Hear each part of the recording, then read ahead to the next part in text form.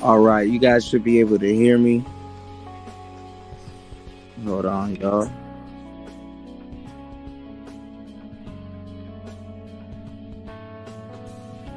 All right. Put a one in the chat. I'm gonna have to be doing the shows off my cell phone for a minute. Um, what's going on, Coffee?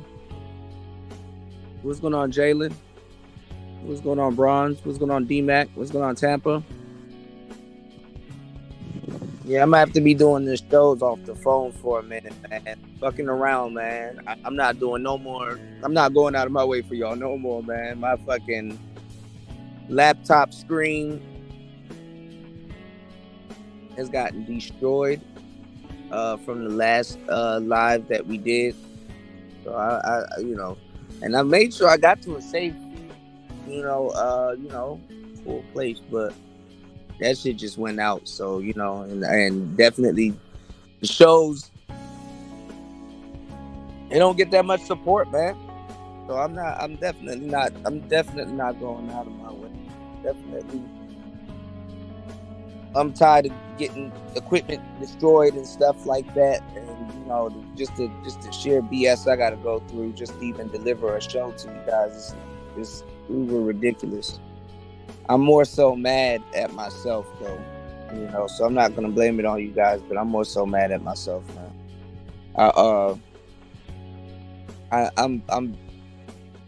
I want to study and get this damn certification this summer, and this is just setting me back.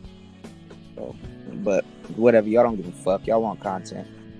What's going on? Shout outs to everybody in the building. This Player Talk Radio. I am your gracious host, DJ Kuda, right back at the helm of whatever the fuck this is.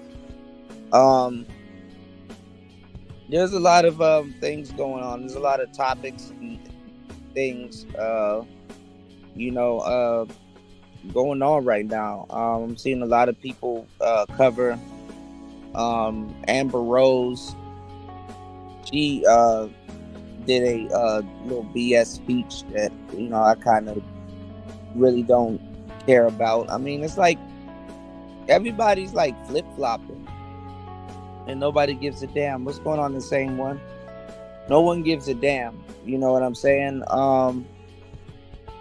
Somebody could say one thing to y'all, and it's like obvious now at this point. Like somebody could say one thing to y'all this week and say the complete opposite. And it used to be that men would call that shit out.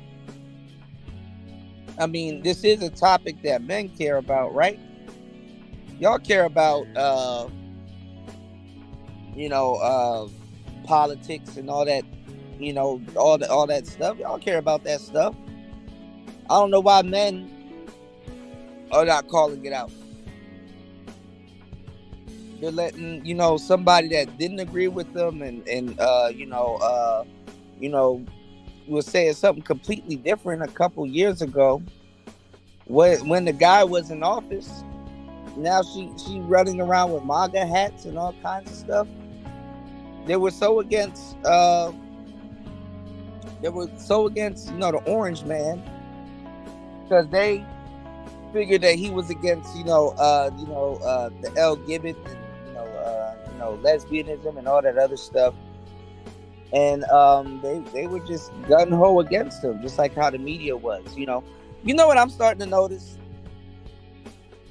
Other than I'm getting copied and my format's getting copied, the show's under supported, equipment getting broken. It'll be fucked up if I ask 7 people for a Hyundai to fix a lot of the shit that's broken. Wouldn't that be fucked up? If I was just like, hey man, hundreds of people watch the show. Can we get a faithful 7 that'll throw a Hyundai on it so I can get this equipment fixed? That'll be fucked up, right? You know what I'm noticing? I'm noticing that a lot of people now, more so now than ever, is knowing what, it's not even knowing, but is getting a pinch of what it's like to feel black. And they're not even getting a full thing and they're freaking out. They're getting a pinch of what it's like to feel black. Now, what do I mean by that? Well,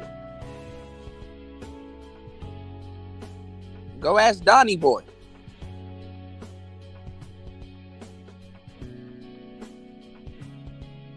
And the irony of it is them feeling that way.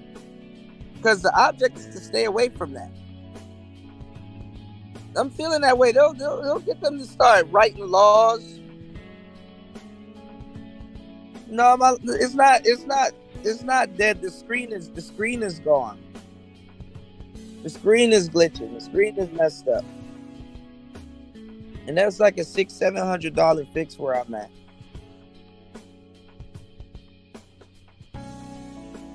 And I got money saved, but it's to go towards other things. I didn't expect this to happen.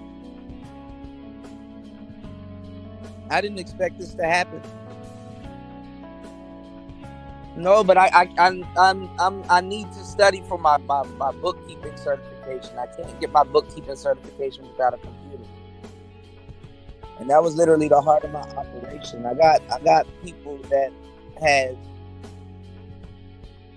I had projects that I needed to edit that's on that computer that needed to be edited and finished by the end of this week.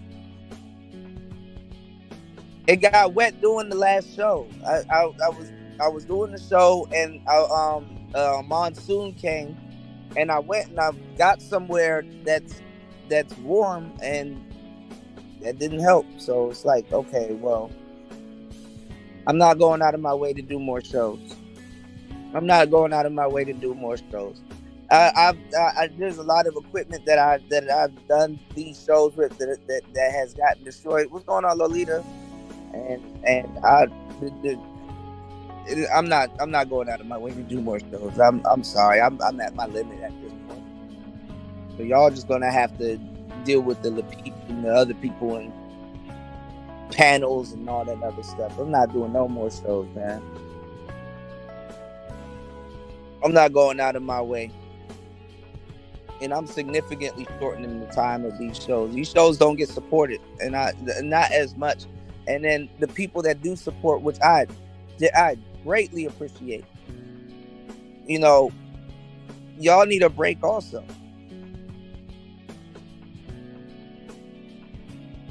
You know, if some equipment go out, it should be a, Scooter, we got you. We'll see you on the next show. Go get that fixed. Nope. If it was somebody else, they would have had it. There's people here. They give y'all not even half the content that I put out and delivered and stuff like that. Man, they get that shit one show. I'm like, man, I'm not doing this no more.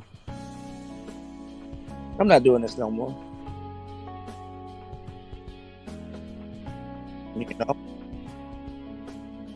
The fact that out in the rain, damn near almost, and stuff like that, because I'm not, you know, if I'm not close to home and stuff like that, and I'm doing a live stream and stuff like that, you know, it's a little bit different out here. It's not the same in the States. And then, you know, you gotta, you know, we're you know, these are shows that you gotta do either at home or in a nice little spot, because, you know, after a while, you know, you do get loud, you know, you're talking about certain things and things like that. So, not, you know, I done lost GoPro cameras, I done lost all kinds of stuff. So, I'm not doing no more. I'm not going out of my way for people anymore. No, I didn't drop it. The computer's brand new. I mean, there's nothing wrong with it. It's the model that I have, like, just any type of like dust or a little bit of damage or water or something that gets into it, I guess it's fragile. So, and now it's fucking with other things I got going on, and I'm not, you know, I'm just not in the mood, you know. All right, but we do need 5 contributors to support the channel. Maybe later on I'll probably put up something. If 7 people could, donate 100, that'll be cool. Or 50, or not 50. 14 people donate 50. That'll be okay. I'll go get it fixed. It's gonna take 2 weeks to get it fixed, but we're just gonna continue. We're just gonna continue. YouTube, none of this shit comes with insurance. And honestly, I mean, I'm not gonna lie. The stuff that we go through as content creators is fucked up. If you on the other side of the game, if your channel biased or judged and stuff like that, it's just an unlimited amount of BS that we gotta go through. And you gotta be pleasant and be nice when you don't feel like being nice. Deliver content. That's what people come here to hear. They come here to hear content. Sadly, when shit like this happens, the reality sets in. So, But anyway,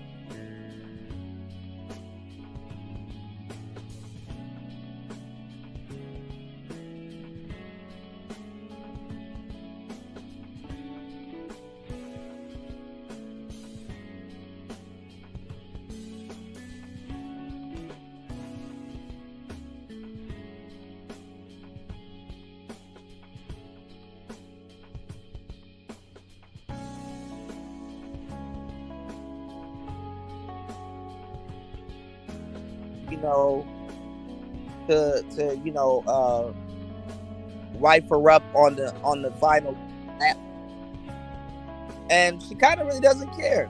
She kind of really doesn't give a damn who scoops her up on this final pass around. On the last show, we showed y'all, YSL Woody. He literally going around. He got his freedom. He's on tour, and case that the judge. Oh, I've been giving y'all the years, and it falls on that a good lawyer knows the law, but a great lawyer knows the judge. And I guess something happened where they had like a secret meeting or something behind closed doors, and basically they were saying that that it would have impacted, the bias. Like the judge will have a bias against the case and stuff like that. They were trying to prove that it would cause him, since they're doing stuff behind closed doors, that it would cause him to not be able to call the case as fair as he would if they haven't been, engaging in certain things behind closed doors or whatever.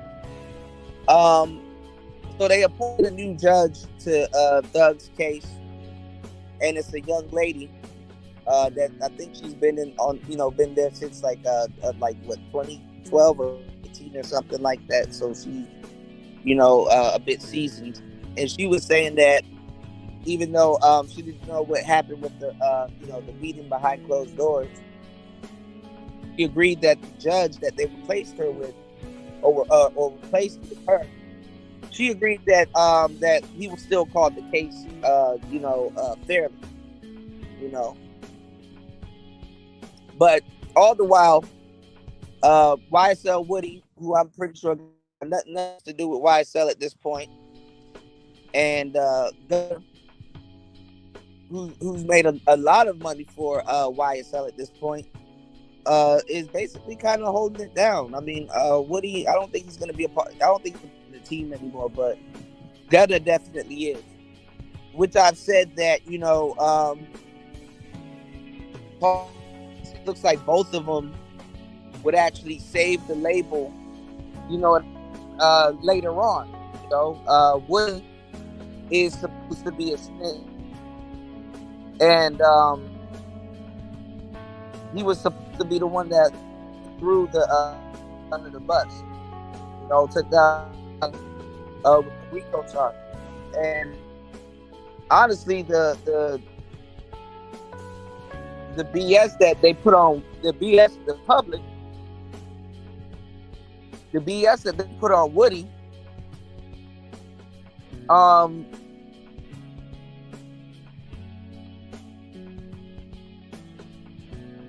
not even the BS that they put on Woody, like the snitching allegations. What's going on, Cat? The snitching allegations that Woody has actually done. People threw Gunna under the bus more so than they did YSL Woody. You know, as a matter of fact, I don't hear nobody mentioning him. How they threw him under the bus, and they were informant. Not they, but he was an informant for a good amount of time. So I don't know why Gunna got. Well, I do, but then again, I don't understand why Gunna got as much as he did. But everybody admitted that it was a gap.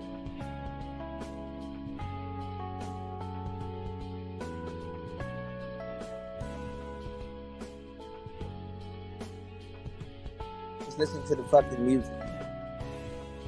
Honestly, won't you shut up and just listen to the damn music?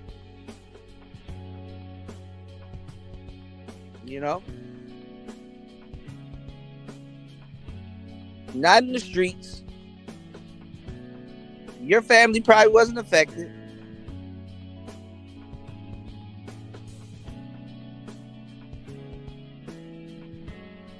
And you're not with law enforcement.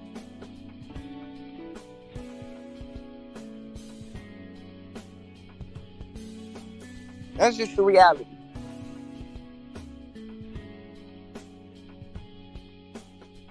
Now, here's a story I didn't pick up. Anton Daniels falling out with Charles White.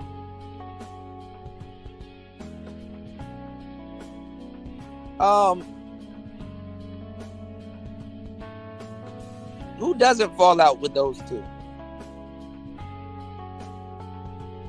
You know, at the end of the day, who doesn't fall out with those two?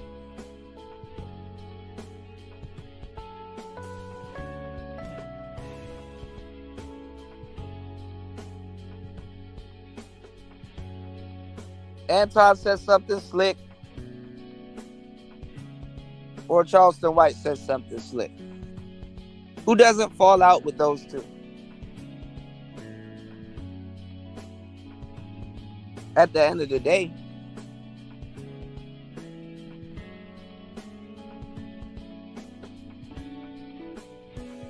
And then at the same time, a lot of people don't even know Anton's like angle. You know, he's not doing hip hop content.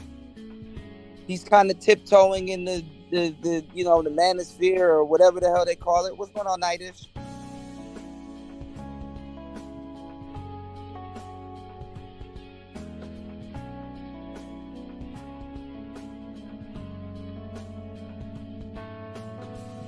There's only a couple of people that you know,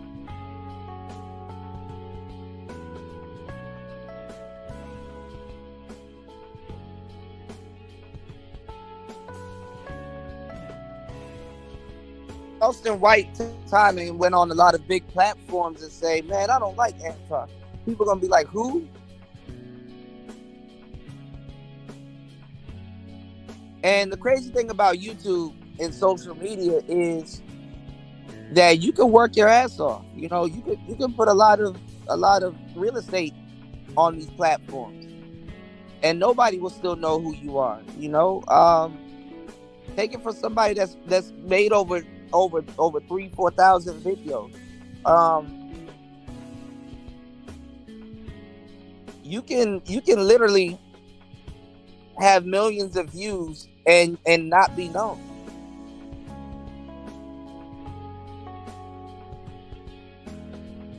Same thing with YouTube Shorts.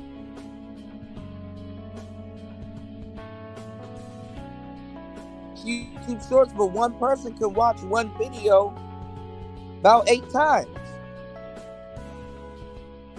So will people know who you are?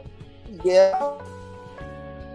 But if one person's watching a bunch of videos a bunch of times, you know, I wouldn't say you're not going to be well known. It's just a repetitive thing. You can see how easily that you can have thousands of views and millions of views and only a niche amount of people will know you. So this is why, I talk about not going viral. I was putting together a YouTube seminar that was almost done, and I wanted to surprise everybody with it, and give it away for free. Once it was out, it was really like the starter price was going to be like $5, but for the supporters of the show, it was going to be free. That has now came to a halt. I had 2 books that I was working on. One was basically the same seminar, but in book format. And I had another dating book, basically dating after COVID. That came to a halt. Both of those projects came to a halt. Had some audiobooks that was going to come out because I've been studying and learning that, I'm going to have another, even though I have a bunch of free things out, I'm going to be putting out some more good free information. That will prompt you guys to basically, go and search for the type of information that I put out. But all of that shit has come to a halt at the moment. But whatever. I mean, I've been putting free books in the Discord. I've been putting the knowledge out there. And not too many people have reached out to me. Not too many people have hit me back. So I'm like, okay, well, can't say I didn't do it. Now, why am I mentioning all of this stuff? Well, because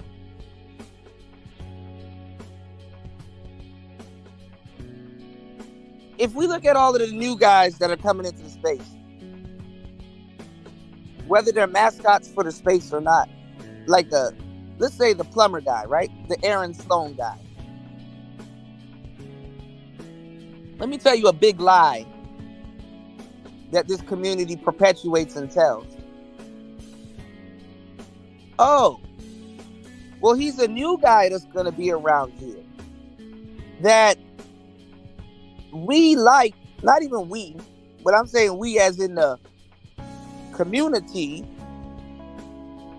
kind of like the discourse and the back and forth that he had with women on the Balloon Show. People were watching the Balloon Show because it's popular. Because of its popularity, right? Well, black people was running around here saying, well, we don't want him here because he's a pookie. And,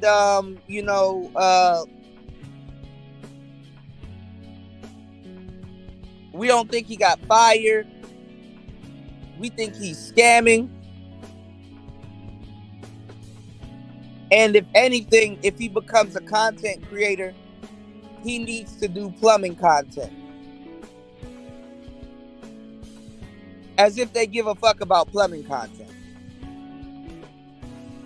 They're telling this man to go do plumbing content when they're not interested in plumbing content.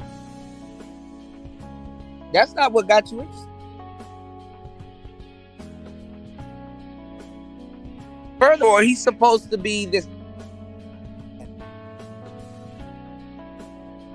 That's a good look and a good role model for black men.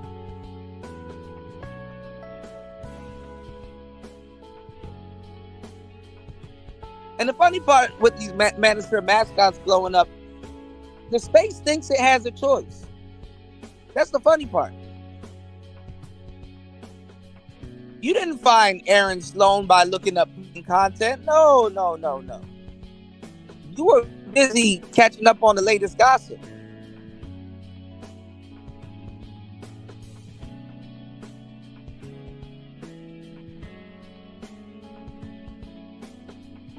Now, the first mascot, not even the first one, but one of the latest mascots that got done dirty, the Brandon Jamal guy, base of square dudes that will actually support his content. Not necessarily sharing his videos and keeping the music that he put out in rotation.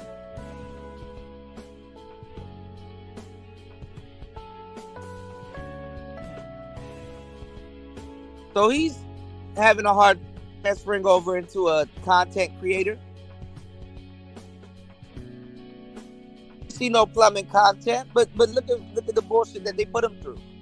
Meanwhile, y'all got guys here that's been giving y'all the content that y'all are asking from you people that don't have the experience.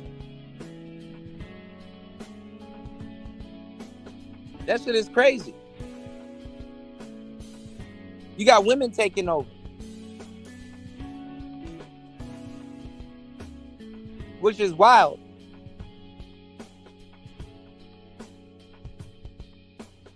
The women are taking over the shit. I go on Instagram, chords coming that I can probably edit via phone, but I go on Instagram and I see nothing but women over there saying the same shit that men in the space has been saying for years.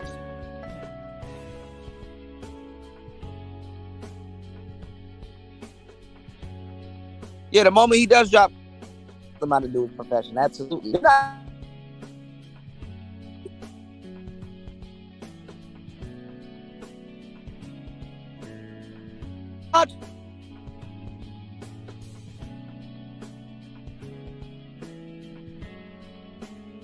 Women have not, but they've become, a lot of them have become.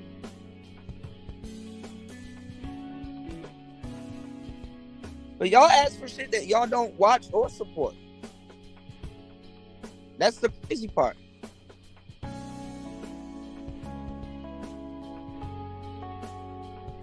Oh, he should do electrician. The electrician YouTubers that you watch. Name 5.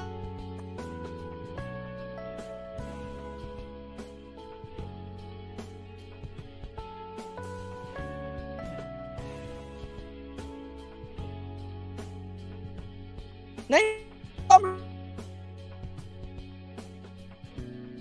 and both of y'all, the last 2 plumbers, maybe 3, maybe 4, but not 5,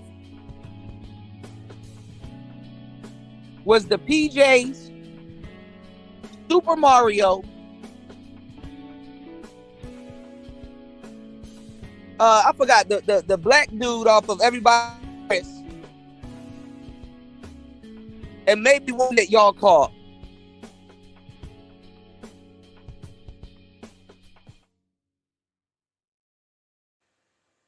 Maybe. Niggas don't even support that shit.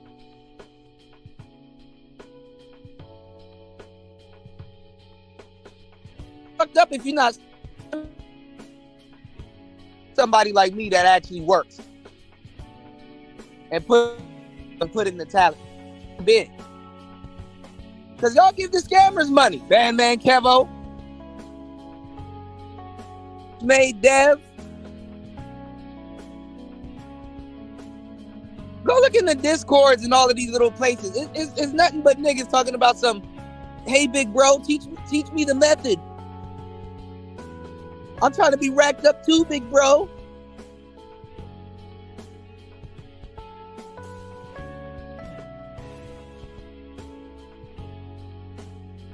Kids balling on YouTube than ever, doing scam content.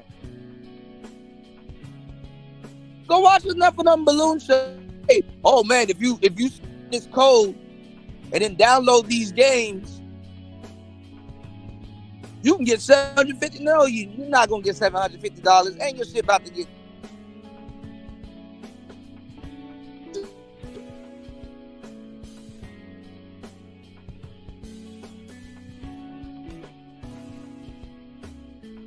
Some and talk to your ass for a good minute.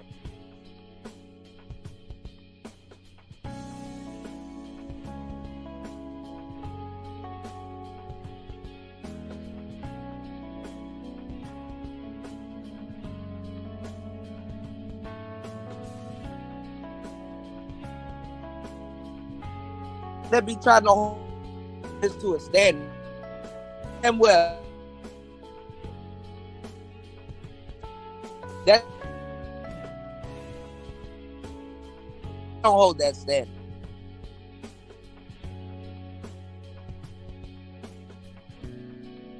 Speaking of Manosphere mascots, the whole MTR thing was a mess.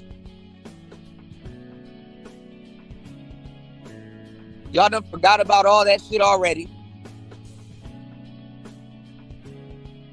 O'Shea was a mess. Yanni was a mess. Nobody cares that the plumber showing receipt.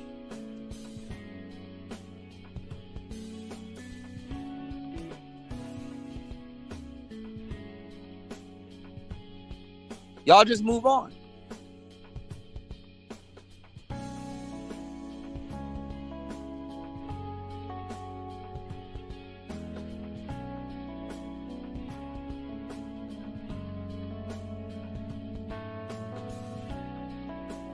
Just consume.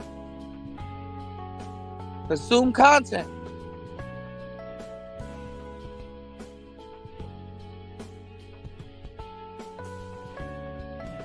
And then a couple of people are still fighting over that shit. When the audience done forgot. Shout outs to Gail at night.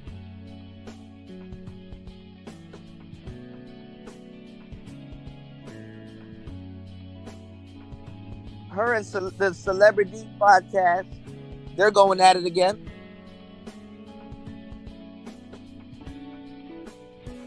The people don't care. They don't forgot about Rosa Osmond.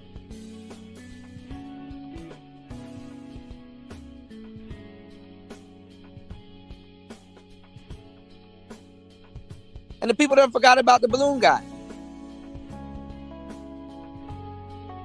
Like I said for years, y'all are only as loyal as the next nigga to go live. Shit crazy. He said we're only loyal to the next scintillating story. Absolutely. And that's crazy. Because it's gaslighting. It's like, oh, we want the plumber guy to come in, but we want him to talk about plumbing and show all of these receipts and all this other. Man, the plumber guy better off coming in doing some scandalous shit.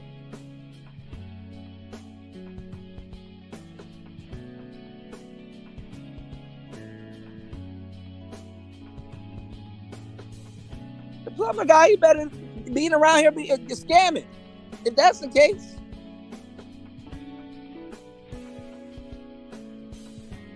Now, how do I know this? Because when he was found, he was doing something noble, and people wanted to take credit for finessing him out of his job.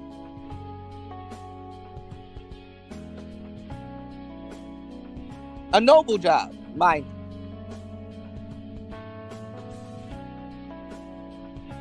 So he should have got fired for being a plumber. But the audience wasn't going to turn around and say, hey, we'll replace your plumbing job even if you are innocent. We'll support what you got going on.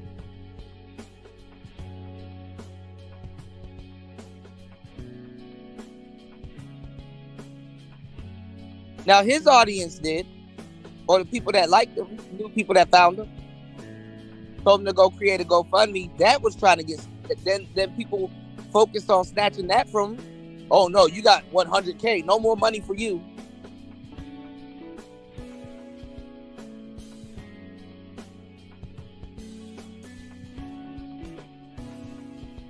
Even look at the sector of the passport bros.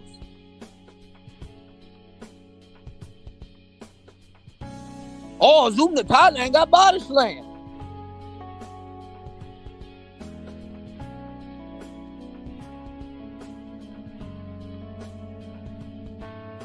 You know, nobody cared if that man was alright. He been putting content for years. No, they passed him up for Austin. People are looking for a new Austin now, which is crazy.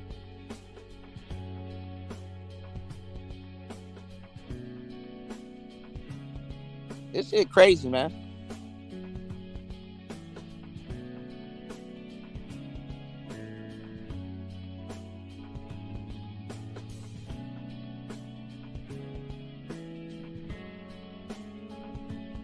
He said his life was never that interesting to me, no matter what story turned out to be true. These niggas are really feel entitled to public acceptance. It's not about being entitled to public acceptance.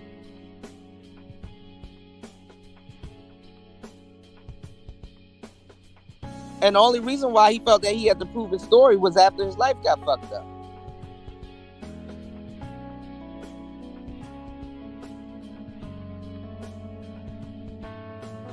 You can't say that he's going after public acceptance when people are fucking his life up and saying, hey, you ain't this. And then he got to go out of his way to provide receipts to say, I am that.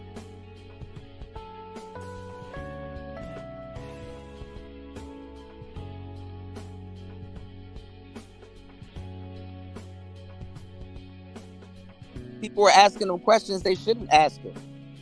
Might as well get his social security number and the VIN number to his Tesla.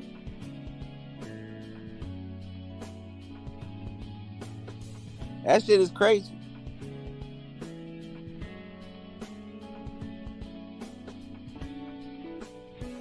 And the thing about the whole public approval and social acceptance thing is that the people that are approving or should be doing the acceptance, trying to make somebody seem like they should be square and noble, man, them people are fucked up. You gonna find yourself being judged by somebody that don't have shit going on.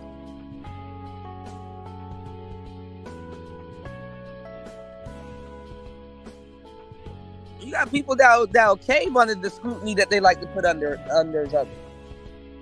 That they will cave under the scrutiny that they like to put others under.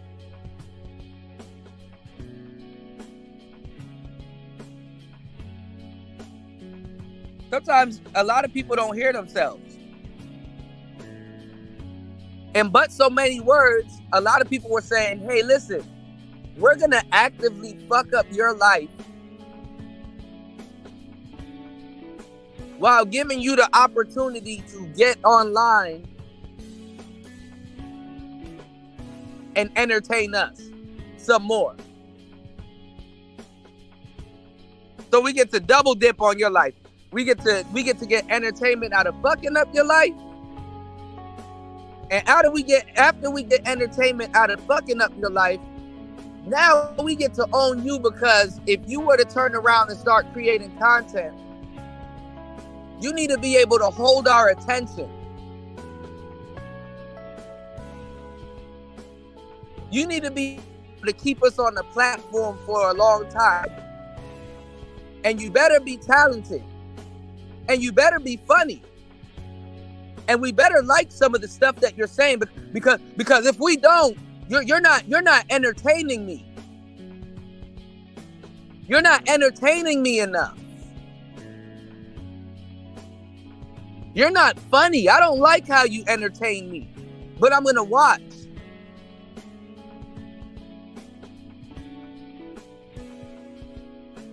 And you need to do this daily, because if you consistently don't produce content, there's gonna be another mascot, and I'm gonna unsubscribe. And after I unsubscribe, then I'm gonna go to another content creator that I think you should have been. Then I'm gonna come back and tell you should be more like this content creator that's not doing everything you're doing. He's just new. And I'm going to turn around and hold him to a standard. Y'all, do y'all understand this?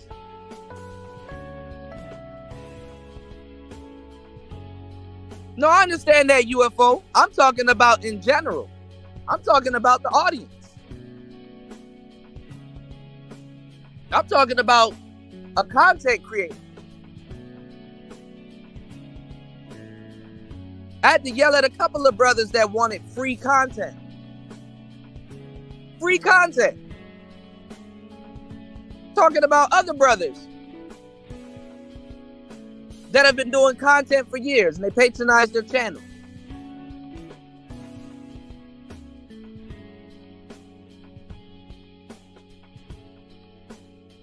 And it's like, you don't have white people running around here talking about no shit like this.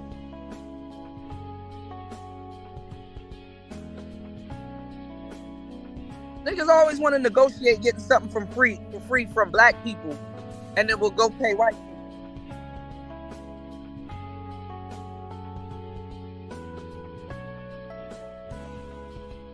As if that brother ain't working extra hard or have to work extra hard.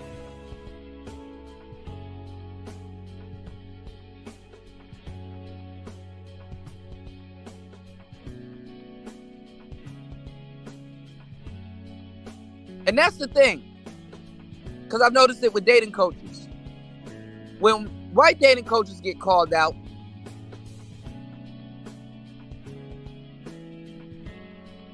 they're already established. So they have enough capital to combat some shit. Black people want to see people that's relatable, not even people that's rich. Like, oh, nobody cares about if Diddy goes down. Diddy has money. But some dude working a 9 to 5, oh yeah, we want to see what happens when his life get fucked up. Because he's more relatable.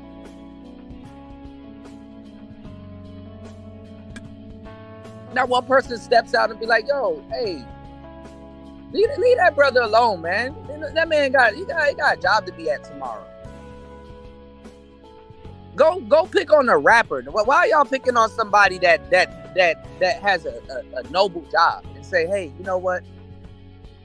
I'm going to school or I'm studying under another, you know? Why go after that? Yeah, the white girl that said, nigga, yeah, absolutely. But you know who is noticed and not forgotten? Hawk Tua.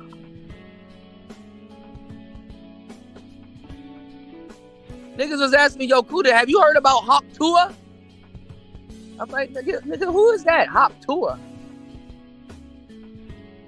Is that an Indian? Did I miss out on something? That's a Native American? Hop Tua?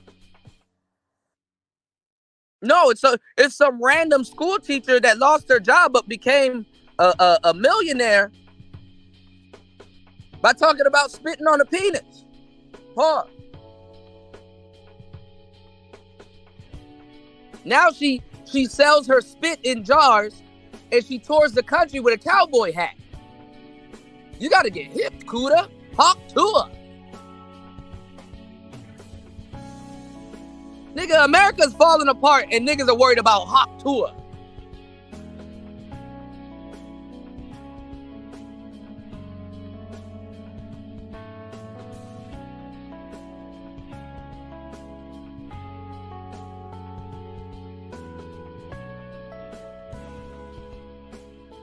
"51 minutes into the madness, we need 5 contributors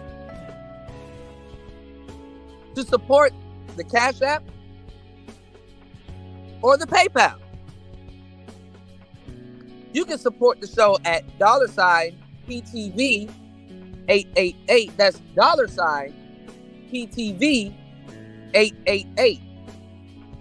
That's $PTV 888.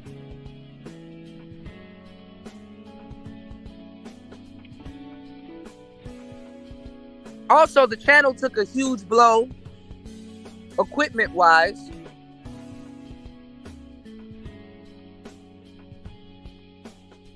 Definitely, if we can get support to restore some broken equipment. I know you guys show up and enjoy the show.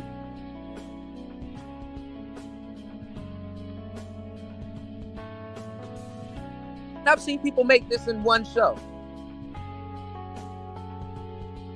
So definitely, we need to raise $700, get this screen fixed. And it's going to take me a long time to do it, due to the other obligations that I have. And due to keeping the channel running and things running smooth and things that I need. Okay, I don't know what the hell just happened to. Okay, this thing is glitching out. Okay, anyway. Yeah, definitely we should be able to get that support.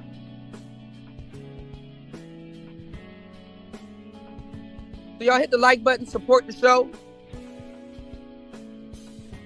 And let me know.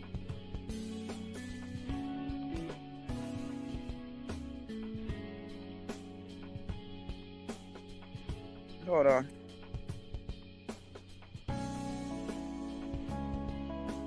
Okay, so look. I want to open up the panel.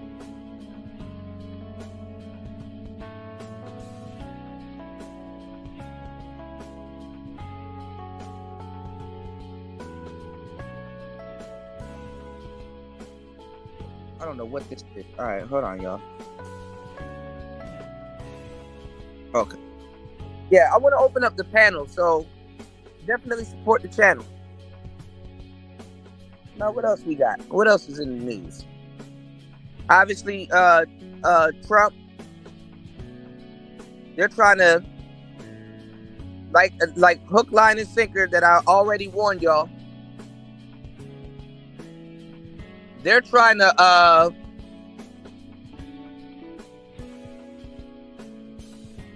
say that the person that took out Trump is an incel.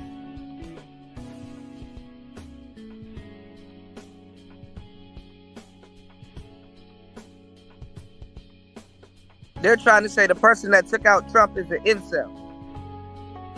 So like I said, it always boils back down to this space or something adjacent to the space. And going into the future, there's no such thing as, I mean, think of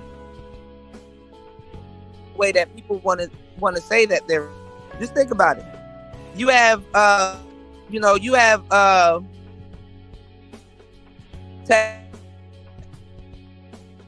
that's even people with no choice. The robot girlfriends coming. That's what a lot of people waiting for. Little robotic girlfriends.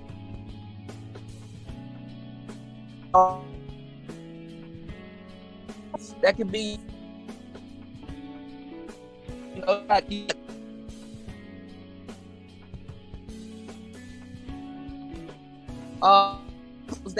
they're harmless. They wouldn't do a damn thing. I would say that a guy exhibiting one itis is dangerous. But the true incels, and I get copied all the time but not quoted, are the husbands. I'm starting to see this now more on these dating shows. All of these husbands getting sex withheld from them, or women in relationships, not just in a marriage, using sex as a tool. Oh, he didn't do something that I like, so I'm not gonna sleep with them. All kinds of different things.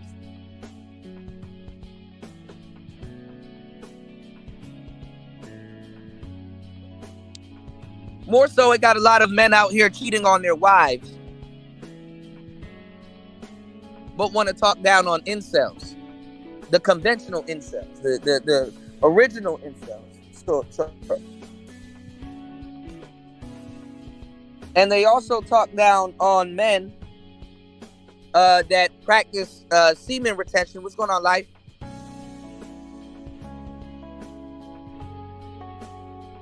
Yeah, I'm waiting for that shit. I'm tired of it. I'm tired of it. YouTube will start charging soon.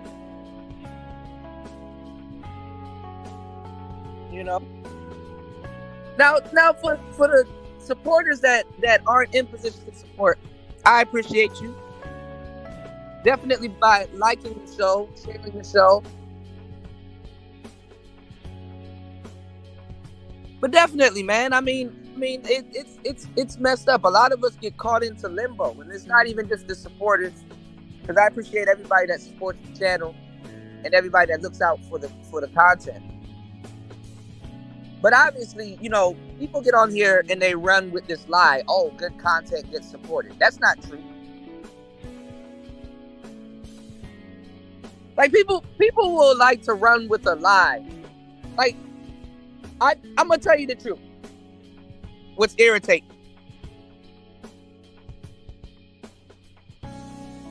When somebody that's not a YouTuber tries to tell a YouTuber how YouTube works.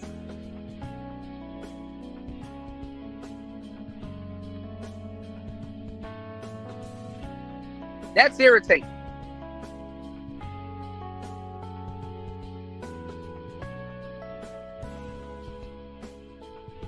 Somebody that's never edited a video, can't hold a conversation, much less an audience.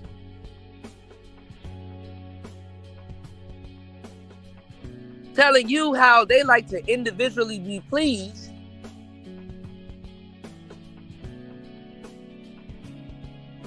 But they haven't thought about that other people watching.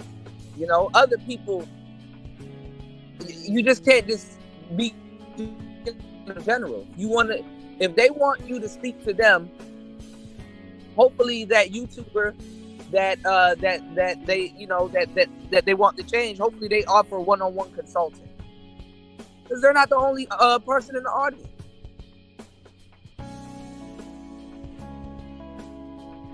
Then you got to look at all kinds of stuff that we got to go through all kinds of stuff that y'all don't see. Y'all don't see the long nights staying up editing videos. Y'all don't see the long nights saying, okay, let me re-record this about 5 times, because if I do it like this,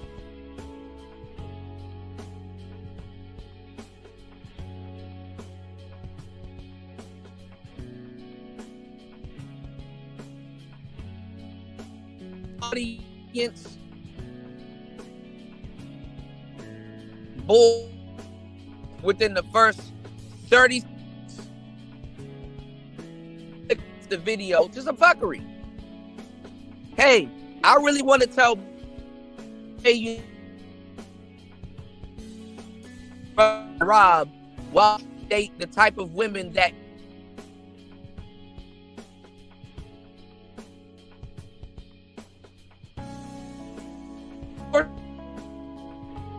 you know what? I gotta play this shocking content in the beginning to hold your attention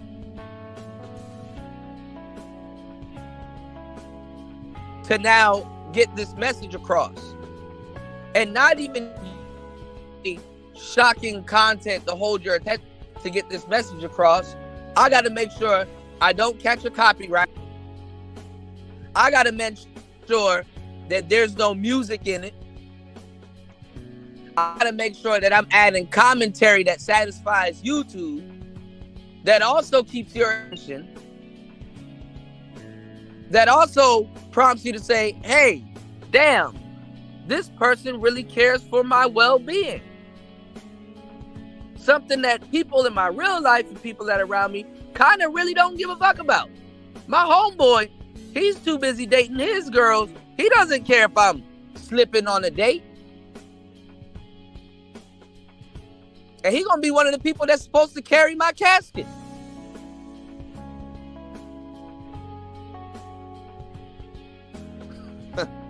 Man, y'all have no idea, man. Y'all have no idea. Y'all have no earthly idea. Hey, Kuda, do this video. I already did. Here it is. You want to watch it? No, I want a new one.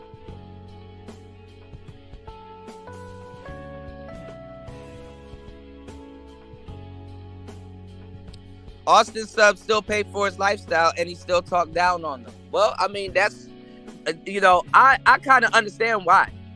But Yeah, I mean, if Austin needed $500 to go to a neighboring city, yeah, he would have that in one live stream. He would have that in one live stream.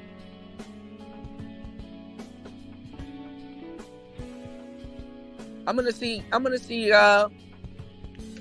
ask. I'm gonna see if we can raise 700 for to get the screen fixed. Because I will have a lot of free content coming for you guys if that's the case. But we gonna see. I got it damaged entertaining my audience. Hey, we can get it back. But we gonna see. He said, how can a man with the ability to cheat be compared to an incel? If he's married, that's adultery.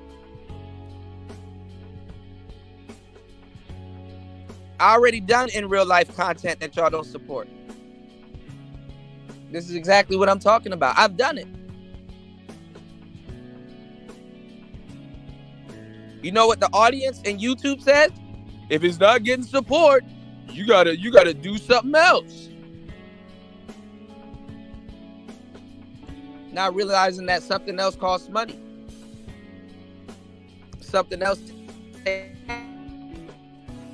Kuda got to get his camera together so you guys can see what he's doing. Kuda got to get his audio together to make sure you guys can hear what he's doing. Because guess what? If you can't hear what he's doing, I'm going to click off the video.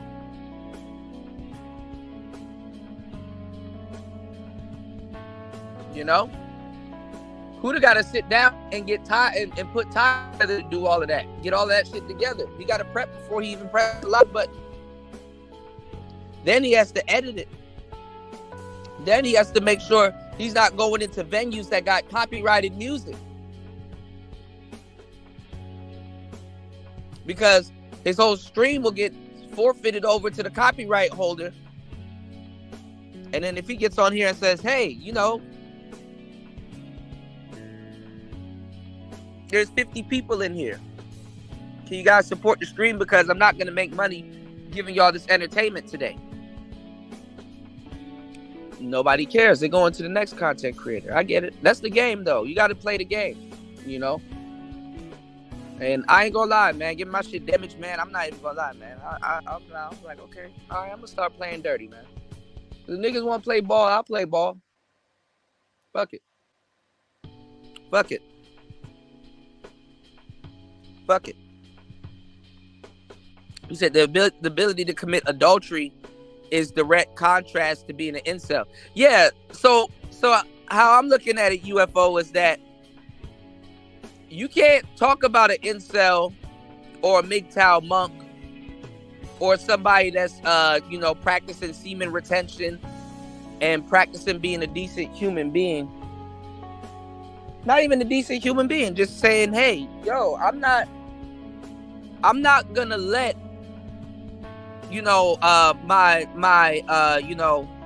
I'm not gonna let my sexual prowess overtake me. I mean, a guy without post-nut clarity, bruh, you can get yourself into some fucked up shit. What's going on, Devin D? Thank you, bro. Look how much people lost their lives seeking vagina. Men, in particular.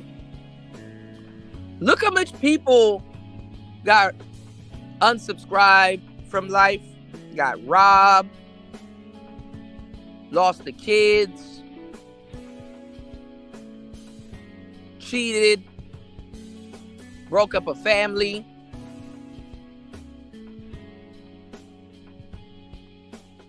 So, as a player, I'm not gonna tell y'all how, you should behave under heat.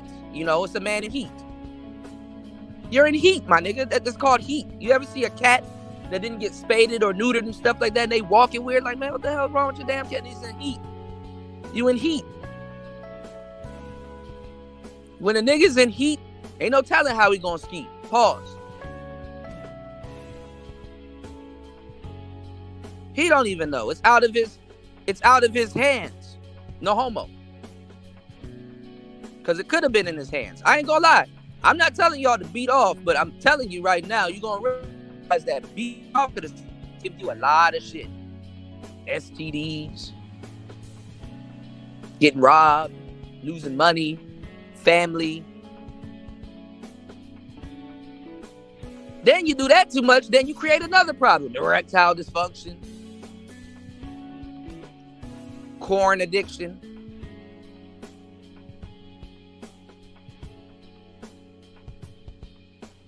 So this is something that needs to be managed.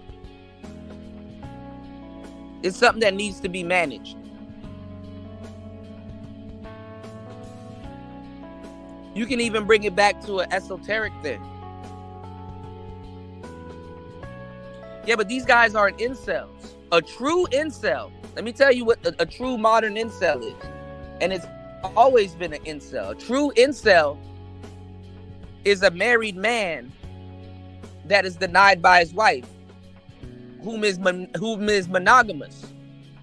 That's a true incel. As above, so below. He met it on the other side. Whereas a regular incel would say, yeah, you got the sex.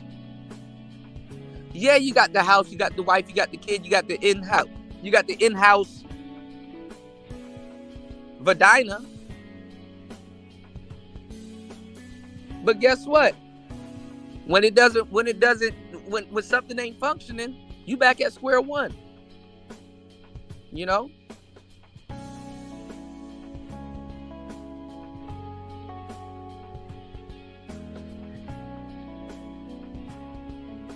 That's why I went in on Super Sly. And he understands it. You know, he kind of was trying to be petty and go back and say, oh, look at Pip and Ken. This is somebody that, that the players idolize. And it's like, well, I'm not even gonna lie. Pip and Ken did more than you. Respectfully. I'm not, I shout out to Super Sly. I don't, but it is what it is. No, there's no confusion. What I said was straight up, UFO. A lot of these incels that you see right now, they're true cells. The only way I would say that a guy is an incel nowadays is if he really has standards. And he's really sticking by that and he hasn't met his standards. Because if you were really upset or mad about it, you can go pay to get that monkey off your back. You can go to a brothel. You can go to, them niggas, they get together and they go to goddamn gun ranges and they get their guns together and they drive into the mountains and go to gun ranges and shit like that. Well, you can get your condoms together and run down to a brothel if you want to. If it's about getting a monkey off your back. You understand? There's options now. There's true cells. When you can go buy for love. You can go buy love these days. Now, if it's in their standards and they're like, hey, I don't want to pay for love, then I get that. But it's something that needs to be managed. It's something that needs to be managed, I've gotten enough experience in that side to understand that it's something that needs to be managed. Dick discipline, that's something that needs to be managed. Because you got to practice it whether you're getting some or not. Just the fact that you're getting coochie doesn't stop you from having problems with your Johnson. As a matter of fact, it damn near increased the problems with your Johnson. A lot of incels never seen the other side of the grass, so they know not what they're even complaining about. They don't even know what they're complaining about. They're complaining about step one problems. Now, somebody that really got some shit to deal with is a married guy. His wife using sex, as bait. He's involuntary celibate. He's financing all of it, and if he fucks up, he can get taken to court.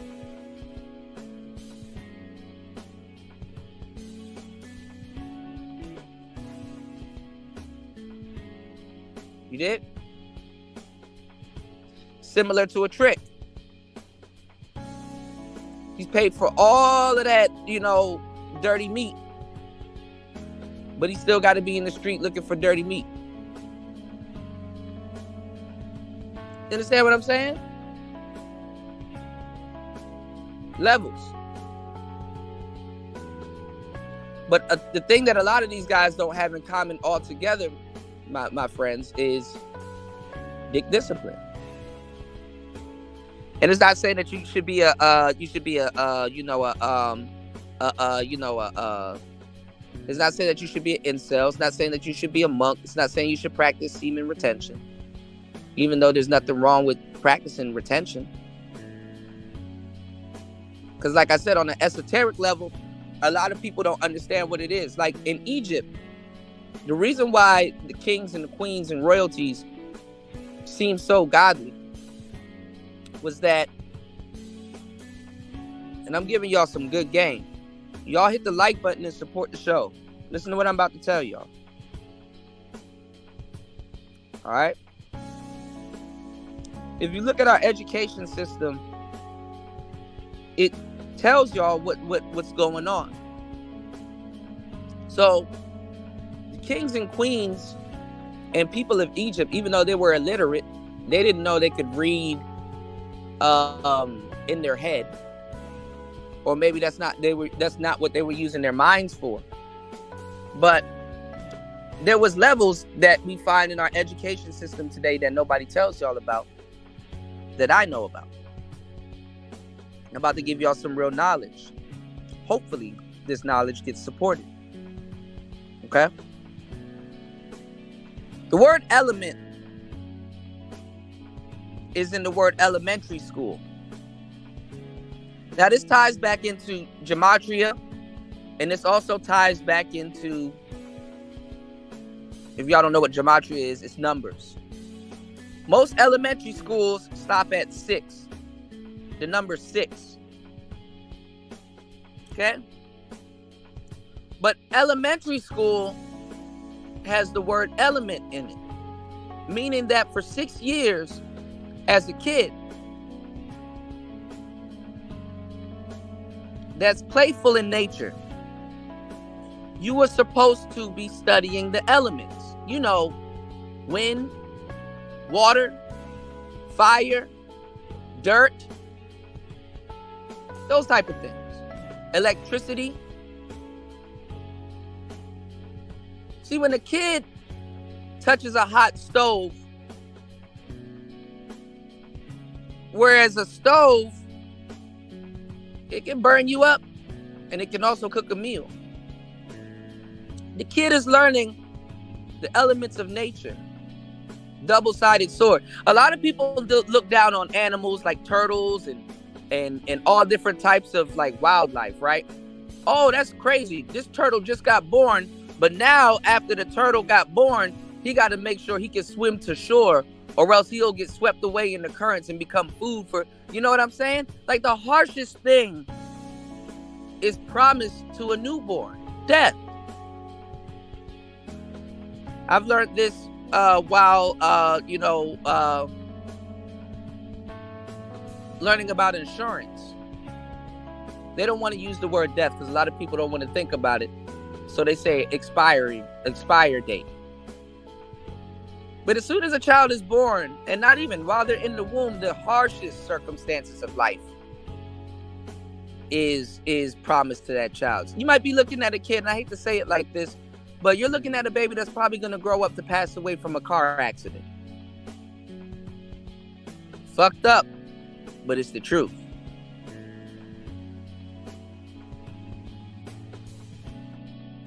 Everybody has an itinerary. But think about this. In elementary school, you're learning of all the elements. The closest to God you are is in your childlike state. That's the closest to godly like you are, in your childlike state. And fire, without knowledge of fire, you wouldn't know how to use it. Your mind is like an instrument. Your mind will say, well, you don't want to get touched. You don't want to touch that fire because you know what happened last time. And you received a receipt from what happened last time, a burn. Whereas people that gain an understanding of it, they start walking on fire. They've trained themselves. People that gain an understanding of water, they don't get drowned by it. They swim. People that understand, sand and dirt and the elements, they don't get hit by quicksand because they understand it. They don't get hurt by earthquakes. They don't get buried.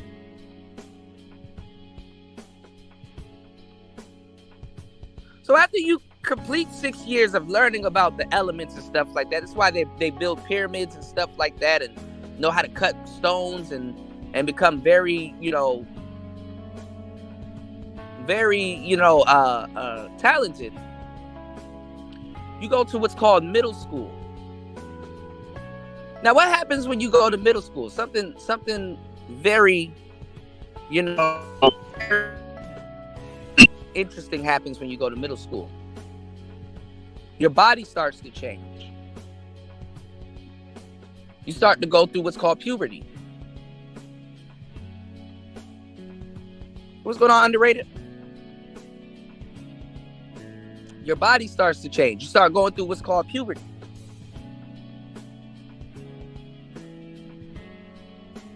You start going through what's called puberty. And as a kid, and this is something that I'm about to explain to you, several instances in your life where you can't put the tube back into the toothpaste. Did you know when you are going through puberty, that is the most, if any, perfect time in your life to learn how to suppress and control your diet, suppress and control your sexual urges, suppress and control and set your just the tone for how your adult life is gonna with the problems that could arise back in your adult life. Because the most time to learn how to control something is when it's out of control. A lot of us are subject, and we're subject to puberty. We're just like, oh well, it's a transition into being a young adult. Just let it happen. We were taught that by somebody that was subject to their puberty also. See, Egyptians knew that. Kids shouldn't have to be at the mercy of puberty. Shouldn't have to be at the mercy of it. Should have been able to control it. I didn't find this out until later on. And I can go into the details of it, but let's be frank. Y'all don't give a fuck about this shit. Y'all don't care about this shit.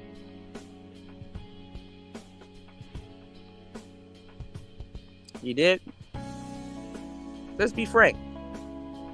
But when you start looking back on and women, it's a lot different, because when they're going through puberty, a lot of times they're already young women. Probably already active.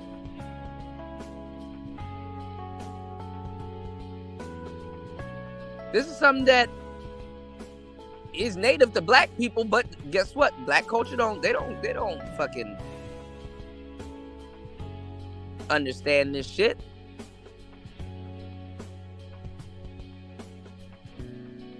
I'm telling you, the stuff I would like to talk about, we can't talk about. That shit ain't supported. Much less understood. But those are the years where, you're supposed to learn discipline between those years. You understand what I'm saying? You're supposed to learn discipline between those years. Y'all look at why these teachers. I was just looking at a story about a teacher having a relationship with a 10-year-old kid. A 10-year-old.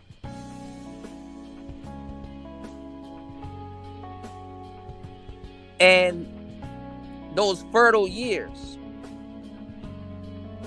Oh, what would make a 10-year-old, a grown-ass woman attracted to a 10-year-old? How about youth?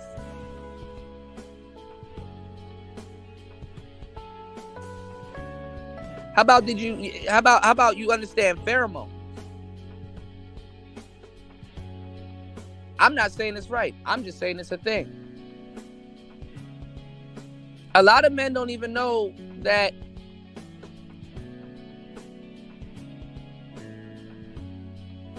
life force lives in you.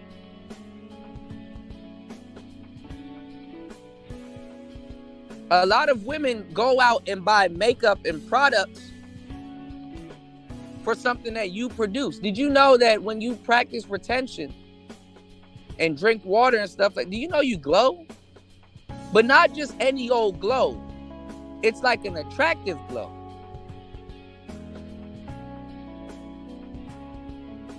See, men are givers by nature. A lot of times we just want to give away. Skeet, skeet, skeet, skeet, skeet. Give. Even the act of sex is a thrust. Thrust forward. Not back, but forward. Give.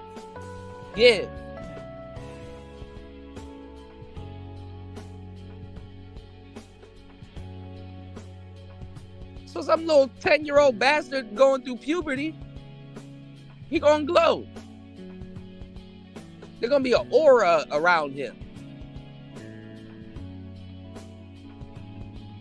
And it don't matter. Like, as a teacher, you should know better. You don't do that with no kid.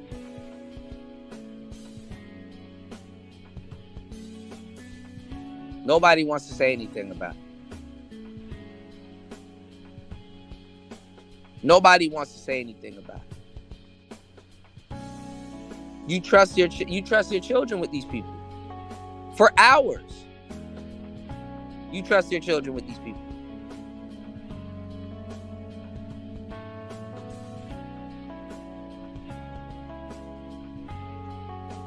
Yeah, they glow too after they got piped down. I used to say, man, listen, morning sex is the best sex. All my girlfriends at one point got sent to work glow. It's just a part of it. You know? Yeah, a lot of people pay for sex, UFO. You said game coaches might go crazy for that one, but I agree. Hey, look, they don't understand it. But a lot of men don't shit. A lot of men don't even know how to clean themselves properly. I mean, that's serious. A lot of men don't know how to clean themselves properly.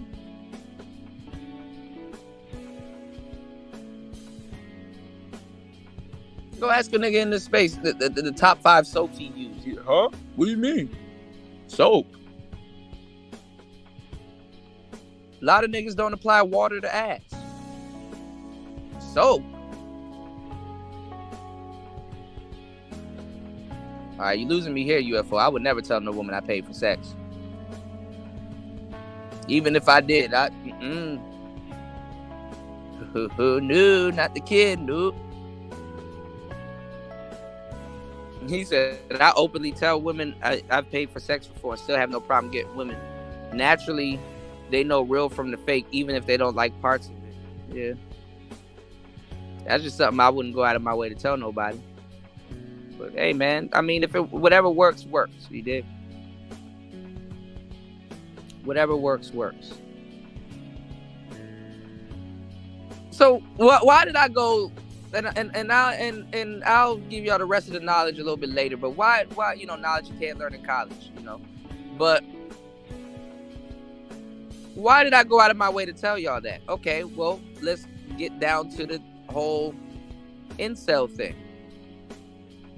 Why did they call them AFCs back in the days? Short for average frustrated trump. I said Trump. Chump. Average frustrated chump.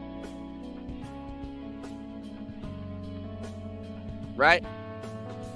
Average frustrated chump. AFC. You're average, or how you're looking at the game is average. You're frustrated, and let's be 100. You're a chump. So you would have done something about it.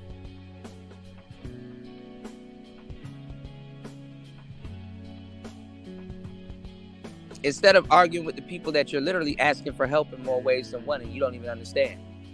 They got to slow it down to show you that, hey, you do know you benefit from listening to me. You do know you benefit from taking this information and applying it, whether you don't or not. If you don't want to apply it, that's up to you. You can't get mad at me because, you can't say I didn't give you the information. You want to say I didn't do shit for you when I've done a ton for you. That type of shit. That makes you a chump. You complain, but you don't support.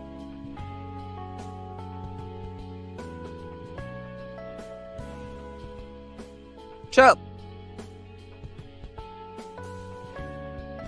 And you're not even using the information anyway. So that's where the average frustrated chump thing comes from. And then you're frustrated because you're not getting any type of sex. You actually, the irony of it, that's why I was laughing at Superside, because people don't hear themselves. You're running around talking about incels because in a way, they kind of do worship sex. Incels, people are like, oh, well, a player worships sex. Not necessarily, but if you're that type of player, okay, one can say you can worship sex, or at least put it on a high pedestal. But an incel worships sex also. So it's like it's a balance. The person that's getting it and the person that's not getting it both worships it, but for different reasons. The have and the have-nots. The I gotta have it niggas are no better than the people that don't have it, if they're both worshiping it. Because a guy that gets it will try to make a claim as if he doesn't worship it. No, you get it. That's why you worship it. I can't go a week without it. I need it this week. I'm begging. If I don't have it, it's going to be tragic. You worship it.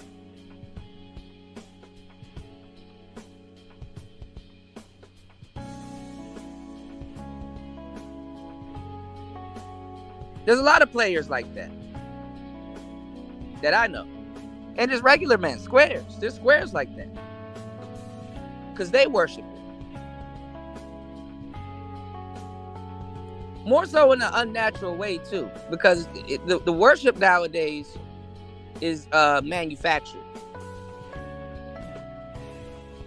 And a lot of dudes don't understand because they never thought about it. They never had discipline with it.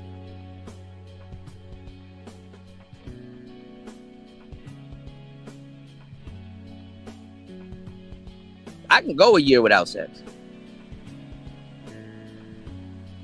if I'm disciplined.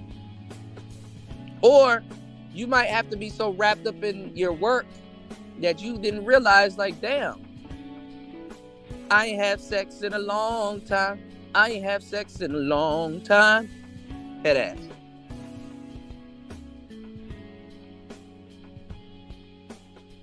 The manosphere worships pussy. Absolutely. I'm collateral damage. So including me. I get tired of it. I'm like, I could get on here and talk about something else, and it's like, oh, all right, the numbers are dwindling. What do y'all want to talk about? Oh, let me guess, women. Something pertaining to women.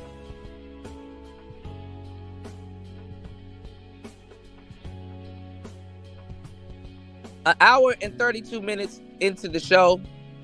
Hit the like button. Support the show.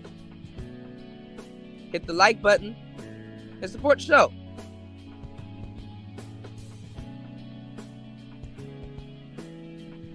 Then gave y'all an hour and a half of some good game. All right. So let's keep going, y'all.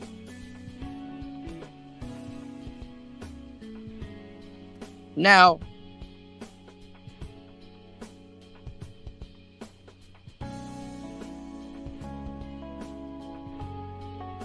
you can't say guys worship pussy and you're cheating on your wife. That was the whole premise. And I'm not saying super slide. I'm talking about for any guy. You can't say somebody's worshiping pussy or critique somebody else or go in on their marriage and stuff like that, and you're actively doing that. Because, see, this is the hypocrisy of human beings. You'll be in court and you'll look at a judge and you would assume that this person lives the model life. Man, when that judge leaves that damn stand, that judge is probably going to drink themselves into a stupor. Go home and smoke a blunt with their family. Go do something that they would lock other people up for. Or judge other people for.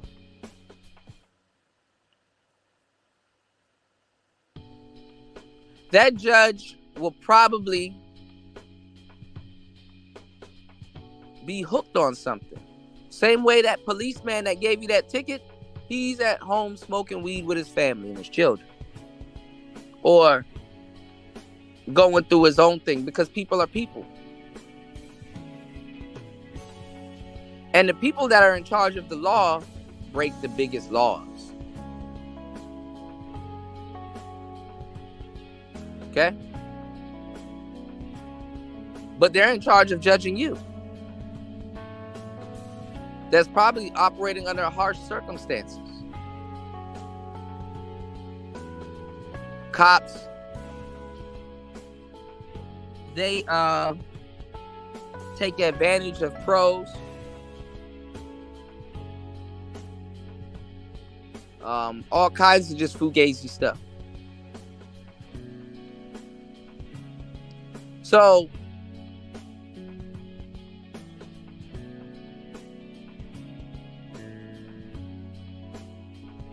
said no woman truly believes there's dudes who've never paid for sex before. Yeah, but that's not something that you wear as a badge. You don't. Even women would look down on you if you know. But if you can tell them that, and you know what I'm saying, and you know, you can still get them. That's what's up.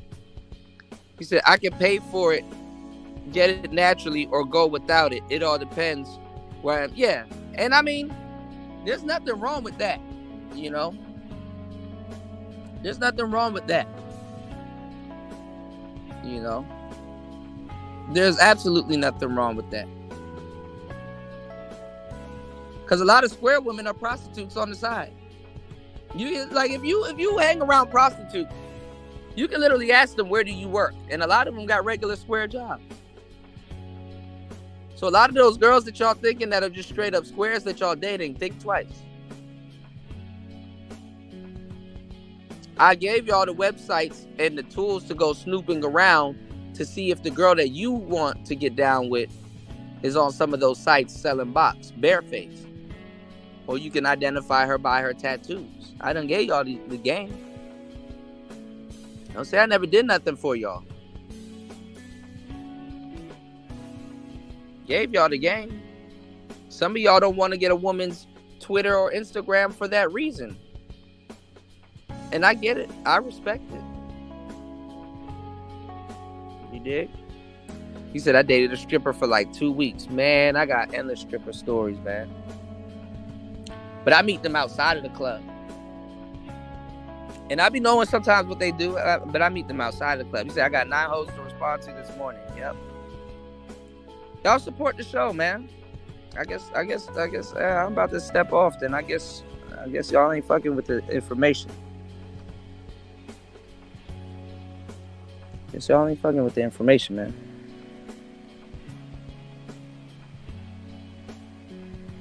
But I'm gonna tell y'all some real shit. I mean, it all comes down to discipline.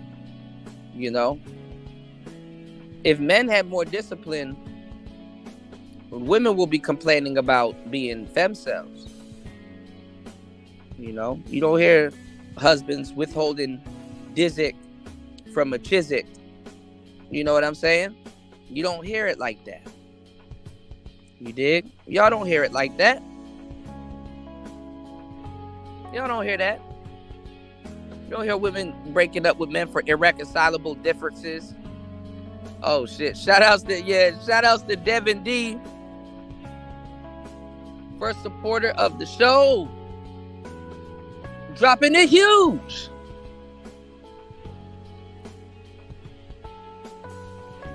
$5.55 on the Cash App. Thank you for supporting Player Talk Radio. Hold on. Give me 1 second. More. Wendy? Thanks, Chuck. We're standing here in front of the Olympic Liquor Store in Queens where scores of African Americans have been lined up for hours. We spoke to a few of them earlier. Ladies, may we get a word? Hide the money, y'all. There's poor people around. With your broke ass.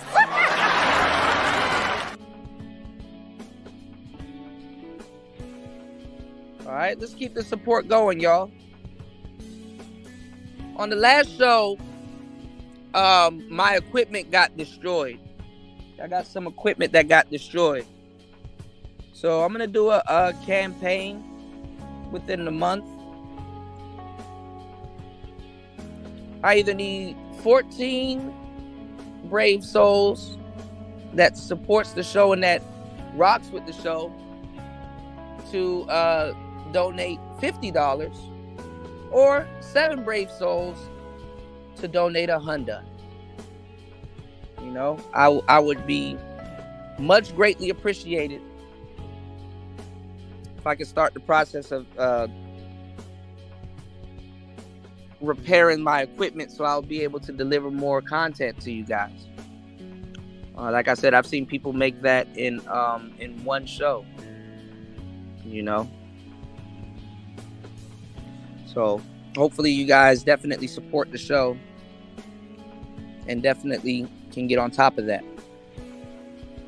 Shout outs to Cap. He said, but what if she doesn't have tattoos on her knuckles? How would I know it's her? A lot of strippers are virgin body. It's called virgin body. So let me tell y'all what a lot of this stuff is for. And I'm not against it. You know, no matter how much times you hear me talk about it or some of the conclusions that y'all can just simply ask me personally what I think about it. I'm just giving y'all the game and throwing it out there just to get y'all mind right and to be open to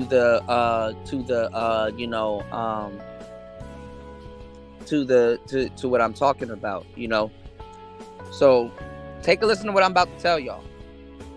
You will have girls that, and people in general, but you will have girls that will have a lot of tattoos. It's kind of become the stripper's uniform. You know, whether they're completely covered or somewhat covered.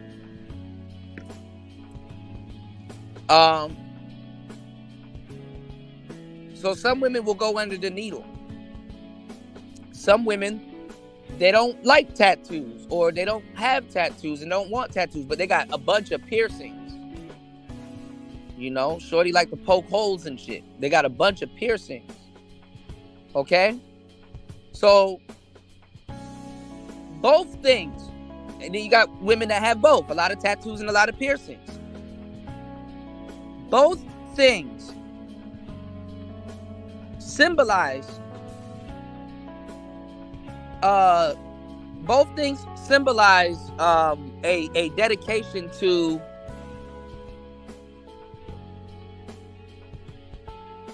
hold on. Okay, I don't know what the hell this is. Both things symbolize a dedication, a commitment to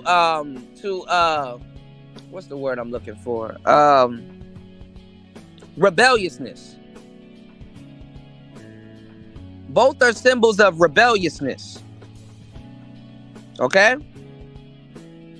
The piercings symbolize rebelliousness.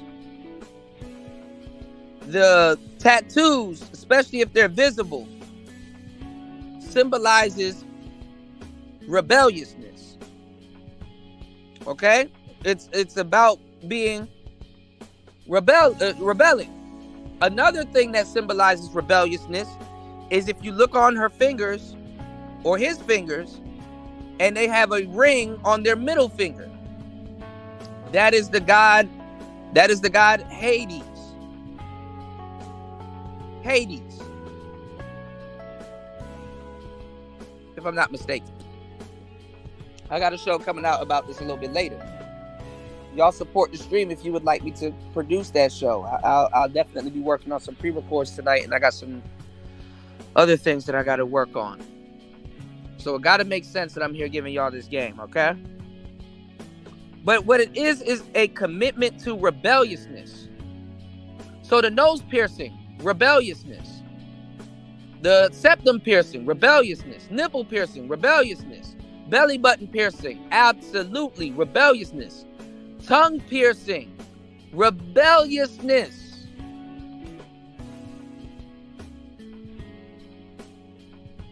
A tongue piercing is a sexual apparatus. When a lesbian used to get her piercings, they get them in the same place, either over the eye, under the chin, or beside, like above the chin, or the tongue. These are symbols of rebelliousness.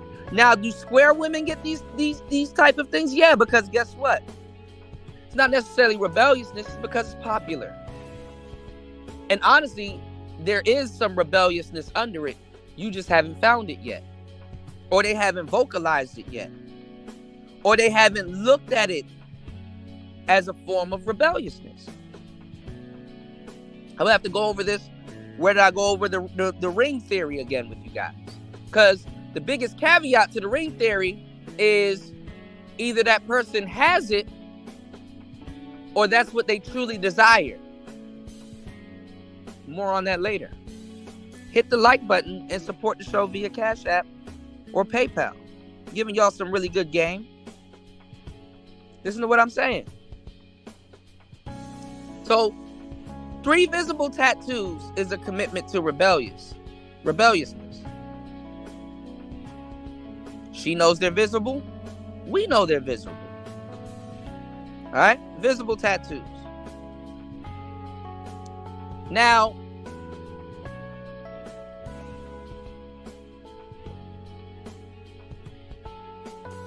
everyone is different, but a lot of the differences make a lot of people the same. You're unique like everybody else.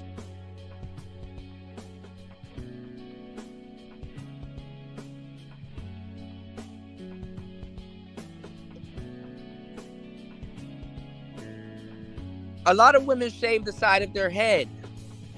Rebelliousness. A lot of women grow locks. Not necessarily rebelliousness, but it can be rebellious.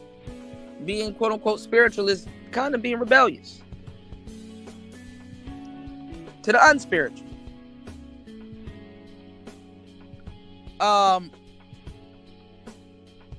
You said I see many femme cells. Sometimes it happens. It's not like what it really is. Actually, women feel entitled to. The reason why women handle rejection a little bit worse is because they feel entitlement. You know? I saw that interview with Amber Rose and Jesse Lee Peterson, and he was talking about how he's a slut maker, and he was asking Amber, like, what if a guy denies her it? And she's like, well, what if she wants it? It's like, it doesn't matter if she wants it. Women think that just because they want something, somebody or something has to give it to them. Not even just somebody. Their entitlement goes beyond being a human being. It gets into something needs to give it to me. You understand? And it's not to go in on women, but women are natural receivers. They receive an egg or a seed, create an egg, whatever. They receive. A man prides himself on what he can do for the world. A woman looks at what can the world give to me.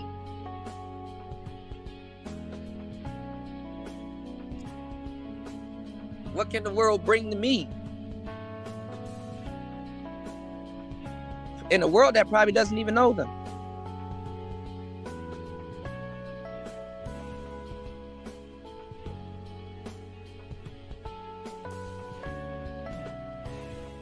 Young kids think the same way. Like a lot of these zillennials. Even millennials when they were young. And Xers and everybody else. They feel that your young people feel like the world owes them something. Not even the fact that they have to get up and go out and go work, but they feel that something from the adults should have got handed down to them. Which there's a little bit of truth in that, but not the way that a kid sees it.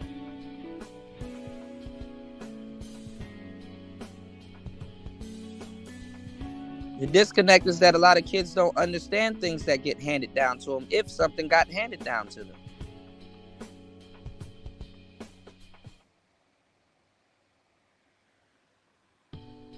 This is why the adult has to constantly reinforce to them to not fuck it up.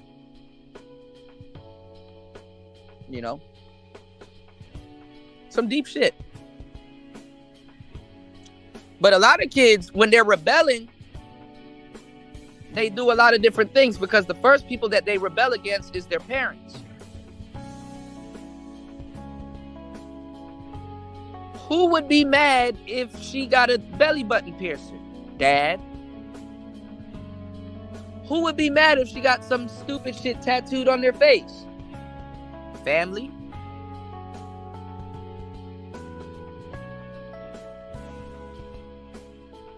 Most people start off with rebelling against their family.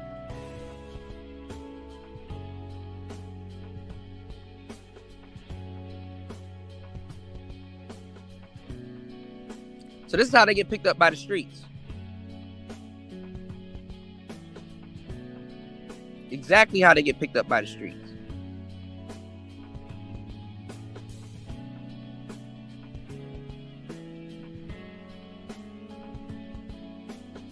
What's going on, Gail? I just mentioned you. Thank you, love. Shout outs to Aqua in the building. What's going on, JC? No, I'm not back. I'm on my cell phone.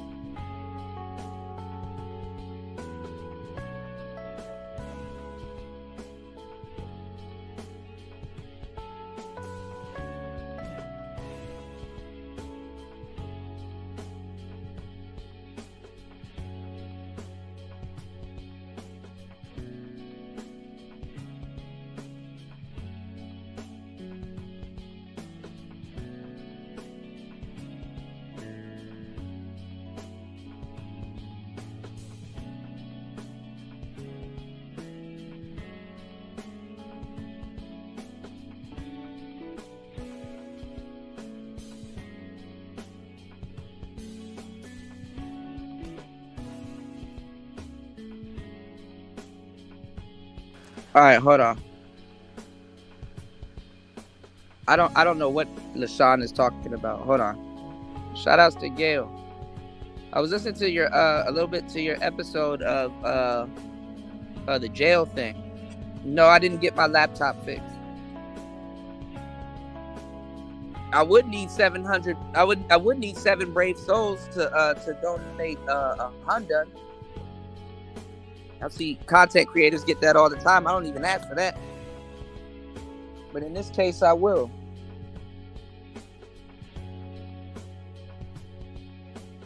And those 7, I will have something very special for you guys.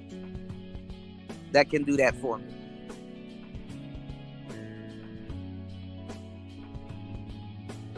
Thank you so much. Shout outs to Gail dropping the huge. I'm gonna put that away for the laptop. Thank you so much. Dropping the huge $25 on the Cash App. Thank you so much. I actually want to do a one-on-one with you, if that's possible. I actually want to do a one-on-one with you. Because I believe you have an interesting story. Shout outs to Gail. Hold on. I got you. Here we go. Thank you to everybody that's supporting Player Talk Reparations. Let's get more. Wendy? Thanks, Chuck. We're standing here in front of the Olympic Liquor Store in Queens where scores of African Americans have been lined up for hours. We spoke to a few of them earlier. Ladies, may we get a word? Hide the money, y'all. There's poor people around. With your broke ass.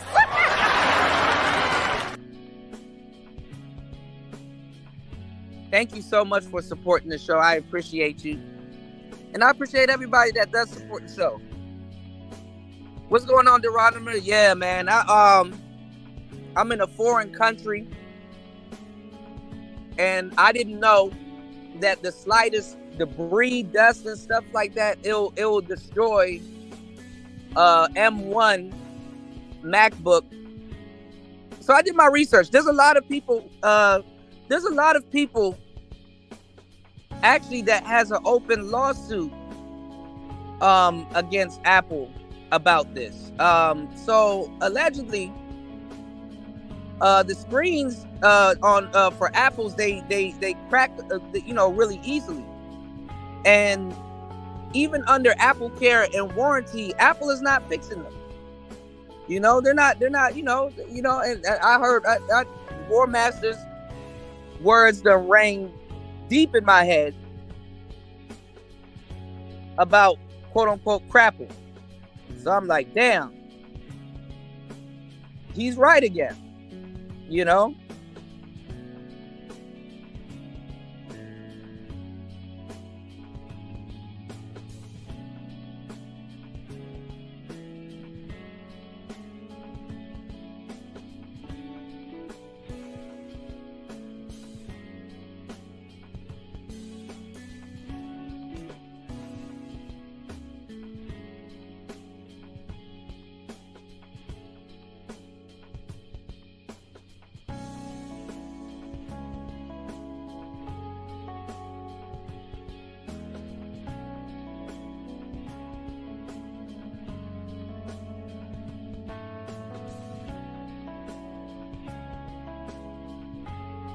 And even the support that I get, it goes into that stuff also. But now it's to the point where, there's a lot of things going on, and definitely I'm not able to get the support that I need.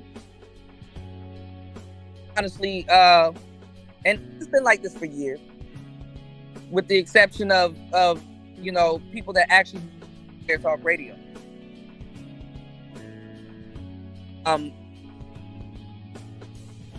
Was definitely studying, that literally what happened was I after the show, I guess moisture got up into it. I closed it. I went to go sit down and study to get my bookkeeping certifications, and this is like less than 10 minutes. This is like 5 minutes. I open it back, sit down again to study for some hours and get my mind wrapped around what I need to study, and then go back to editing and producing content, and screen started glitching out. So, hey, it is what it is, So I definitely got to use my resource. So yeah, definitely didn't get the laptop fixed, but I appreciate everybody that's supporting the channel, and I will put but it's for something completely different. So this kind of came out of nowhere. So I appreciate everybody that supports the channel. Definitely helps out with supporting the channel, Thank you so much. I don't know what's going on with my signal right now. You said escort confused about why you're even with her, it's an indicator that she knows that you have options. Dudes are clueless. I mean, a lot of them say that, hey, I don't know why he asked me how much. I would have dealt with him anyway. A lot of guys let that go over their head. You know, there's a lot of women that would have dealt with a lot of dudes, but dudes are into buying vagina. So I mean, that's kind of where it's at right now. You know, a lot of dudes too, that are into trick sex,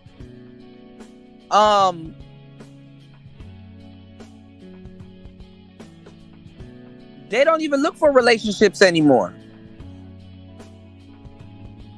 And the reason why they don't look for relationships anymore is because it's on to the next woman. It's like, okay, if I can pay for an Asian girl, and if I can pay for a Latina girl, and I can pay for, you know, some of them are just chasing a shadow. The old heads used to say you're chasing your tail. You know, the older heads used to say, well, you're chasing your tail.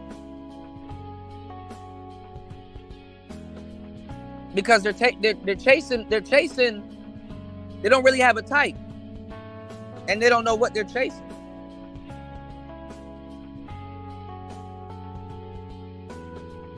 You said, what did I do? I didn't do anything. I can't stand up. I don't know what LaShawn is talking about. But go ahead, get it out, bro. Go ahead, get it out. You said never had to project a false image of himself and whatnot. Well, the thing is this. I mean, I'm not going to go out of my way to tell some woman, that I pay for it. I mean, that's kind of like, I'm not going to say it's a bad thing. I'm not going to say you're not going to get no play. But that's, in my eyes, that's kind of going on a date. See, the reason why women get spoiled is because a lot of women don't know the truths about themselves. Fuck. Now, that could be a good thing and that could be a horrible thing. It could be a bad thing. Absolutely, it could be a bad thing. Now, why would it be a bad thing? Well, it'll be a bad thing because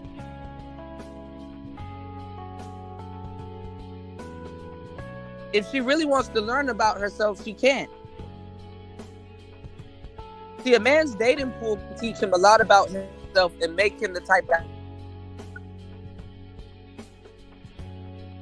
really be paying attention to our dating pool and hip to certain things and really have her eyes open when it's certain things.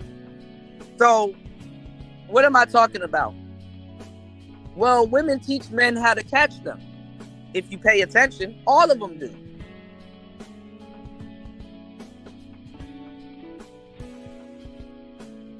Right?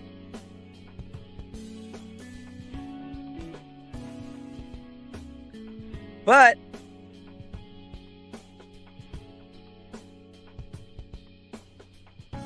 as a man, if you go on a date with a woman, because they don't ask this anymore, and she says, hey, your last relationship, you got to play it off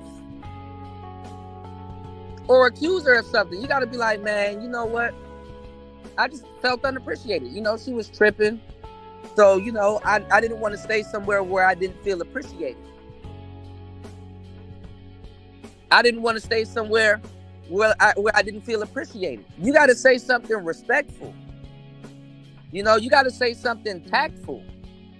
Because when you sit down and you tell a woman, why your last relationship ended and she cheated on you and all this other stuff, you're basically telling her why you're undesirable in but so many words. Even if you are desirable, you're basically telling her, because she's going to understand as a woman, she's going to put herself, no matter how attracted to you she is, she's going to put herself in that woman's shoes before she puts herself in your shoes. she's gonna be like, okay, what if this guy is such a catch? What would drive a woman to do that? What would drive a woman to cheat on you if you're such a catch that you claim to be? You understand? Hold on, y'all. Give me 1 second. Hold on.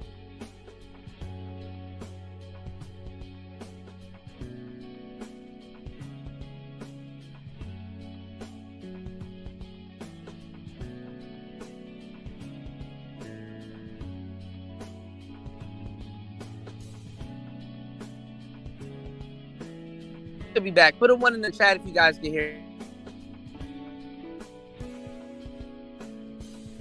Cause she's gonna wonder, you know, why ain't you, wifed up or bunned up? That's what we call it in DMV here, bunned up. Which she has every option, you know, she has every right to do. But see, now, when it comes down to her, it's the complete opposite. A woman can sit on and dudes will let them do it. A woman can sit on a whole date. She can sit on a whole date and talk about her ex-boyfriend and what he did, how he did it. Oh, he's fucked up.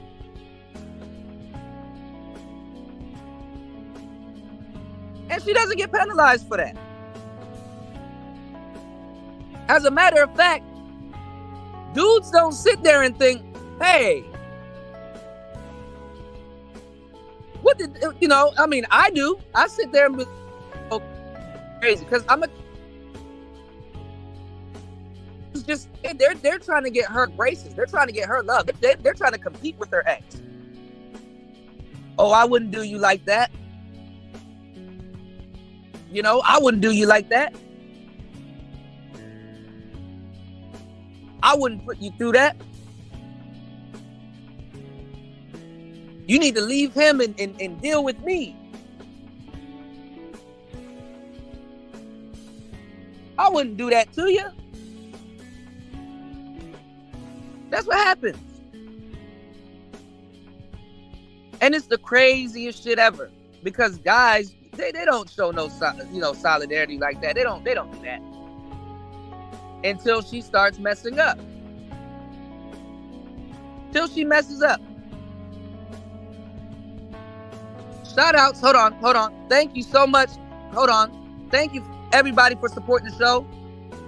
Shout outs to everybody supporting the show. Hold on. Jesus Christ, I gotta keep up. Hold on, y'all. Shout outs to Devin D. Shout outs to Gail at Night. I appreciate you. Shout outs to MXW. I appreciate you for supporting the show. Hold on. I can't see it. Hold on.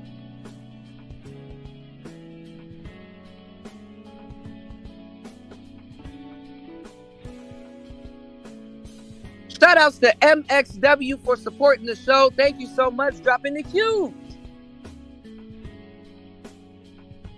$20 on the Cash App.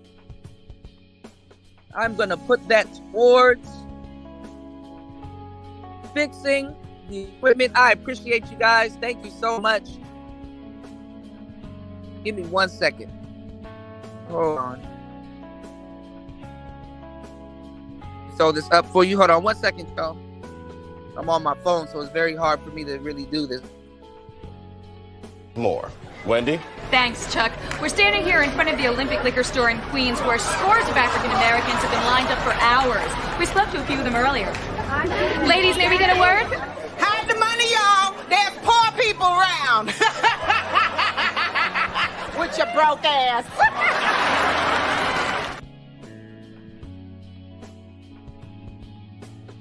Hold on. I don't know if you guys can hear me. This phone thing is janky, man. I'm not even gonna lie to y'all. This is like a last minute thing to do to go live on your phone. Shout outs to Deronimer in the building. Hold on, y'all. I appreciate everybody supporting the show. What's going on, Gabe? Shout outs to Gabe in the building. I gotta check out your last show. Yeah, man, man, this Apple done tapped out on me, man. I'm damn near gonna catch a seizure looking at this screen if I use that thing, man.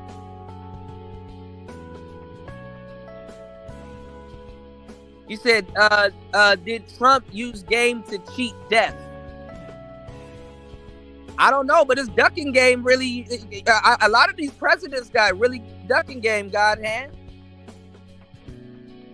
You know, I don't know why y'all trivialize games so much. I mean, did you see that footage where that dude threw his shoes at George Bush? George Bush got a good ducking game. There's something about being up on a podium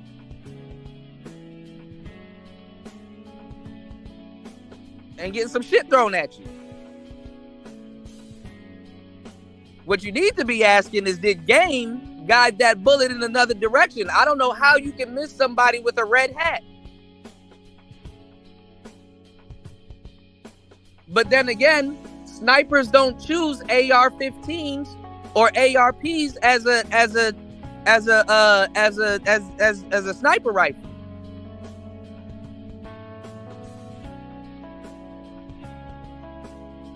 Especially from a distance, a certain distance. So they would have to have game when it comes down to selecting the right pistol or having the right pistol to get the job done. AR-15s are very, very accurate. From a medium range, not from no long range. I love shooting. That's my favorite gun to shoot, to tell you the truth.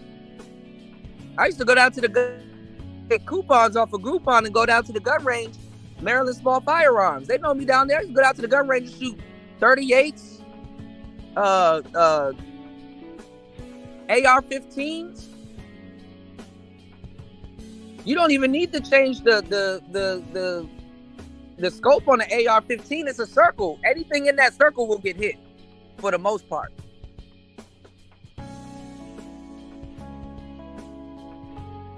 They haven't showed his weapon yet. They said it's an AR-style pistol, and you don't use that as a sniper rifle. The rifles that he probably got hit with, that's what you use as a damn rifle. I see why he missed it. You're using the AR-15. Shout outs to producers in the building. You know Dusty that used to be here, not the troll Dusty that turned, not the flip-flopping Dusty, the Dusty, my bro Dusty.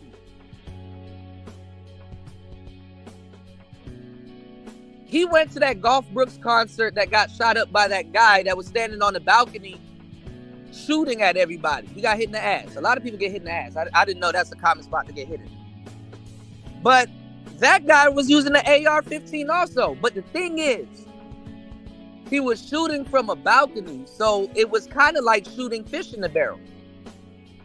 Because honestly, an AR is really a point-and-shoot type weapon. It's really straightforward. And it handles more so like a pistol, other than the bullets getting jammed because it has a pump on the side of it. I don't know if y'all shoot ARs, but I actually... And then it's like tricks to it, because like how a lot of people operate rifles, it's called clip drop. Look up clip drop. You know, clip drop is very common with ARs. So you have to operate an AR a certain type of way. You kind of got to know your way around that pistol. And plus, you can take that pistol apart and put it back together really quickly.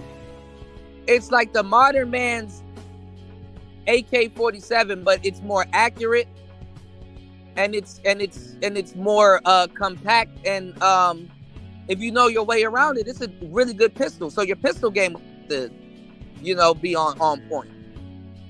So sadly, other than Trump ducking, there's a lot of game at play when it comes to the pistol selection, who's shooting, bullet drop. Y'all might want to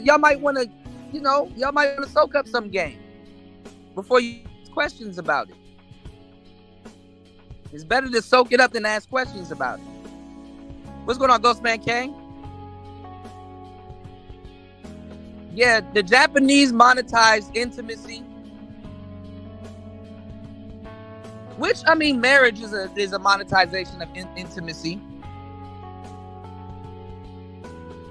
But sex is monetized. So now that it's unbelievable that somebody got it without paying, which is crazy.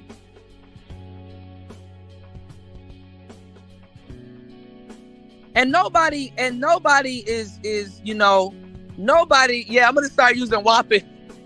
I want to interview you, Gail. Shout outs to Gail. I appreciate you. No, but it's backwards now. You know, it's now. Sex is transactional now. You know, what's going on, Emo? Okay. I think I'm caught up with the comments. But Japanese is Japan is cucked out. There's places in Japan where on lunch break, dudes go to certain places to eat ass. I'm being dead serious. Actual thing in Japan. They go to certain places on lunch break to eat ass. And people put their ass in a damn glory hole, and it's like they get their ass cleaned by it getting ate. It's disgusting. And it's something. No, for real, I'm being dead. Look, I wouldn't lie to y'all. That's why I was like, I gotta hold off on going. I don't know about that. No, real, it's a thing. It's really a thing. Yeah. But it's fucked up. Like I didn't notice it until I realized really how toilets are. I didn't care. Like I'm not alive. It's crazy. West trivialized eating ass. But their asses are more clean than Asia. You know, a lot of people in the West don't know what the hell a bidet is or how to use one.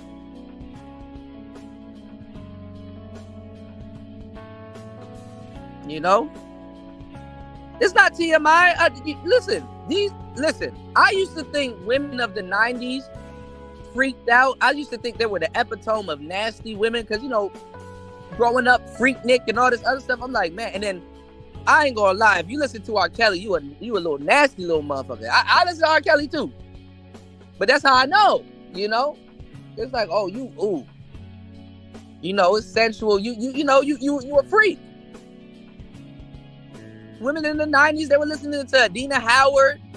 They were listening to fucking Cut Close. Boy, I'm gonna snatch her. I'm like, what does a woman really have to do to make a nigga scream her name or snatch his soul?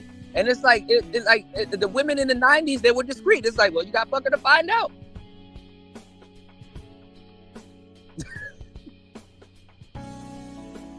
You got a fucker to find out.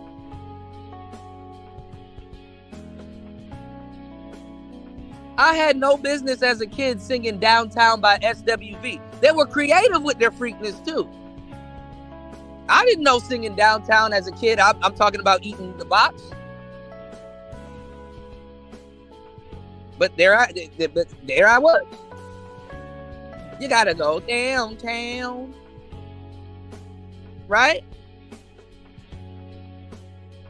So to me, the women in the 90s is the most freaked out person on the planet. Fast forward to 2018 or 17, because I think that's where this bullshit started. What's going on, Link? Now you have young women eating ass and ghosting niggas. You got young women out here eating ass, turning dudes out, and ghosting them. I know why, but they don't. It's actually standard nowadays. I don't like it at all. I'm Jamaican. I don't like that shit. You bitch, you will get hit in the forehead with an elbow, a knee, a heel, whatever's on the dresser, a foot. But some women, they got to do that to keep their marriage. No, I mean, that's serious. Some women, hey, look, if you a shorty and you doing that in the confines of your marriage, I get that. You know, cause niggas get trifling at 42. Ain't nothing more trifling than your sexual libido in your 40s.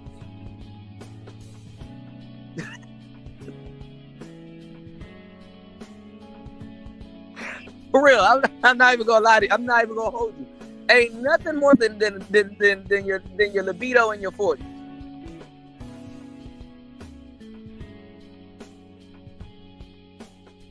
You can always find some 40s in heat doing some crazy shit. And I'm telling y'all gotta, like, you know, and this is why I gave y'all the example with Egypt about how in middle school they used to teach people how to fast.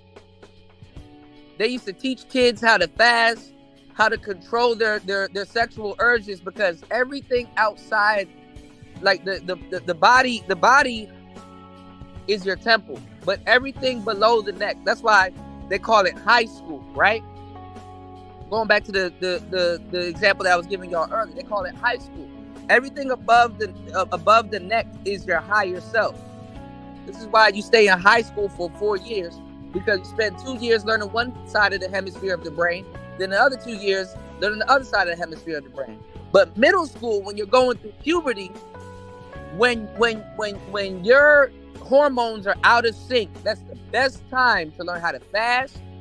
That's the best time to control your sexual urges, because shit start rearing their head when you get older. What's going on, Darshan? Shout out to my bro Darshan in the building. Shit start rearing its head when you get older, y'all. So if you're lacking sexually, or if you have never practiced semen retention, or if you had a lot of sex, you have a healthy sex life, and you just need to try something new. Yeah, when you get into your 40s, hey, you know. But as for this younger generation, that ass eating shit, the booty play, whatever the hell you call it, that shit is standard now. We gotta take a mental note of that. Y'all wonder why a lot of these kids are sugar tanked out. Hey. And you got women that will leave you because you won't let them do that. You got women that will say that that's their love language, which is pleasing you, and you stop her from doing that. Absolutely.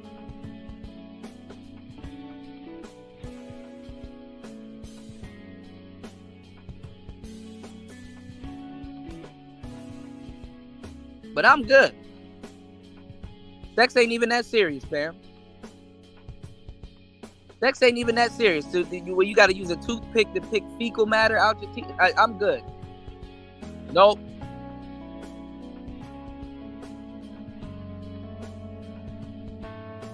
So what used to be cucked out behavior is going to become normal. Look at the incels around here advocating for sex dolls. That is for younger kids and cucked out individuals. Sex androids. That is for Krillin from Dragon Ball Z and cucked out individuals.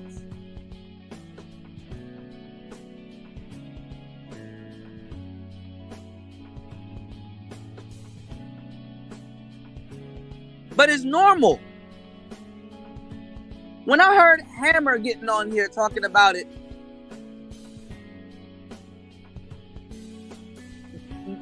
normal, clear as day. In my head, I'm like, this nigga don't even hear himself.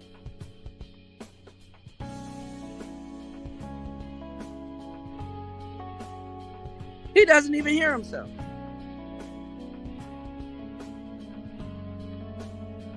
There's nothing normal about sleeping with an android?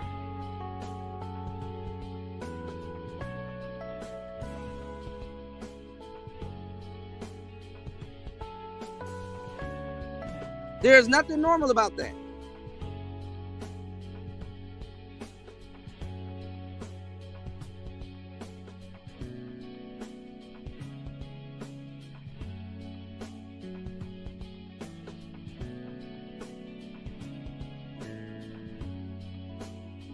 Y'all can miss me with that shit.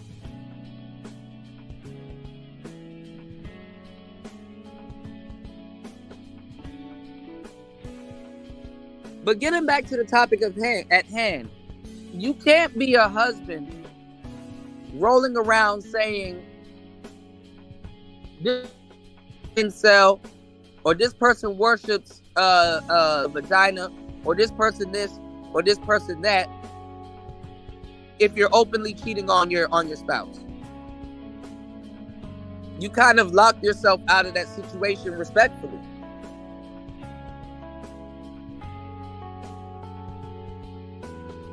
And that's for any husband.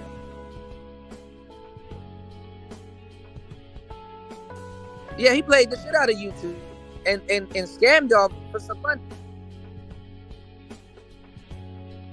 Shout outs to everybody here. I appreciate. Hit the like button and support the show. Share the show too. But yeah, man, I mean, you know, I get it. Critiquing the game, critiquing other individuals, critiquing people and shit is good for content. But you can't talk about structure and morality and all this other stuff and then go in on other people. And it's like, bro,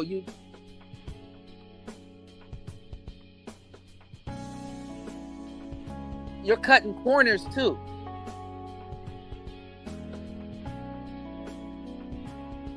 You're cutting corners.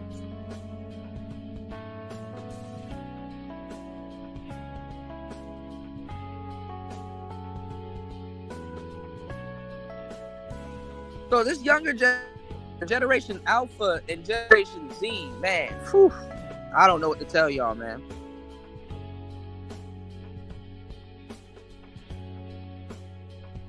Then America is going through hell right now with a lot of different things that a lot of people are figuring out what it's like to feel like a nigga.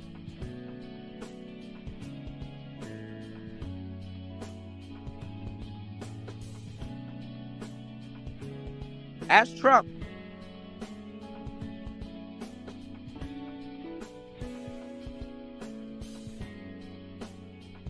Ask Alex Jones. Ask a lot of people.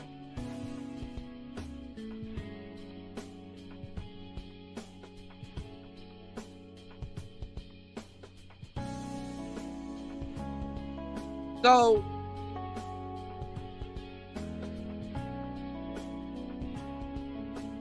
there's no honor in a lot of the stuff that we do. There's no honor in being a husband nowadays.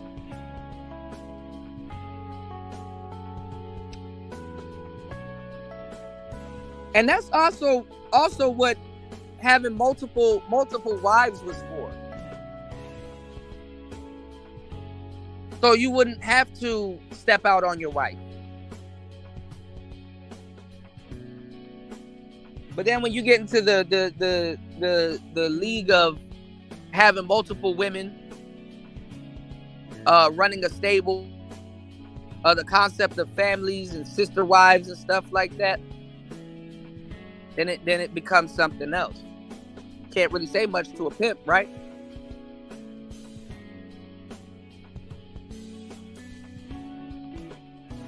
Because reasonably, you have to know how to, delegate and relegate. You got to learn how to, deal with money, as you can have multiple families with your wife, even though it's supposed to be one big family together. You got to learn business.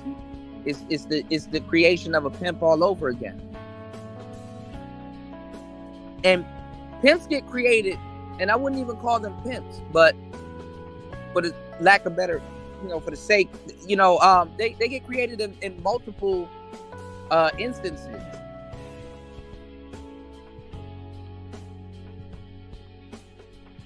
a pre-chosen man that has 3 wives can create 3 separate families with those 3 wives apart, but they're all together. So he has to learn how to keep them all attracted to him. He has to be able to satisfy all 3 of them. When the finances come in, he has to delegate it. He has to make sure it's going to the right places. Also, because women want to be a part of what you have going on, he has to give those women tasks and things to do. Yeah, we're headed into a dystopian. We're headed into a dystopian world. You know, I've been saying this for years now. We're headed into a dystopian world. The economy is so fucked up that people have to start a business. You damn near have to have some business savvy. You messed up in the game if you don't have no business savvy or learn stocks or picked up an extra skill.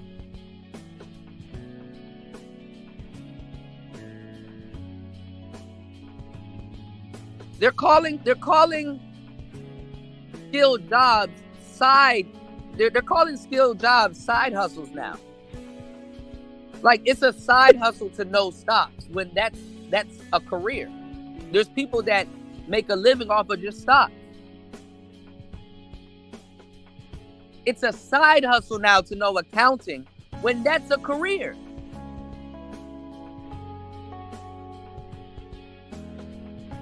And now a lot of jobs have gotten turned into bullshit jobs.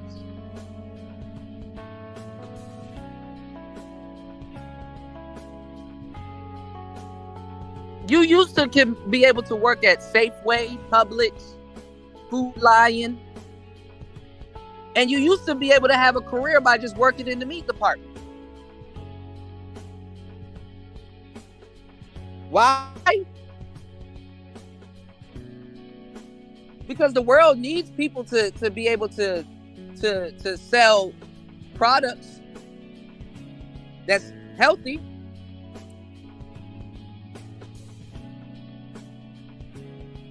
You could be a specialist.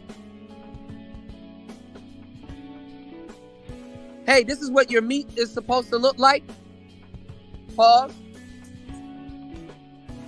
This is a certain type of cut.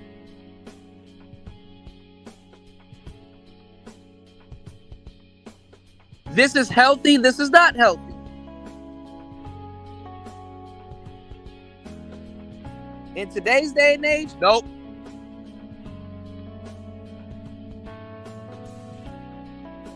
Produce, same thing.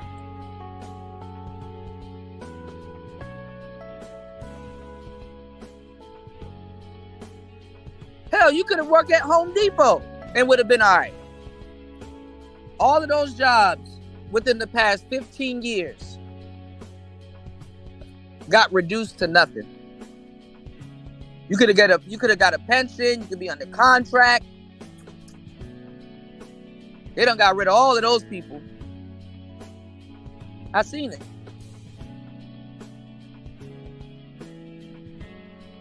And then in the midst of doing all of that crazy shit, they came out with this concept that they still don't give a fuck about called essential jobs. Give me 1 second, y'all. I'll be right back. Hold on.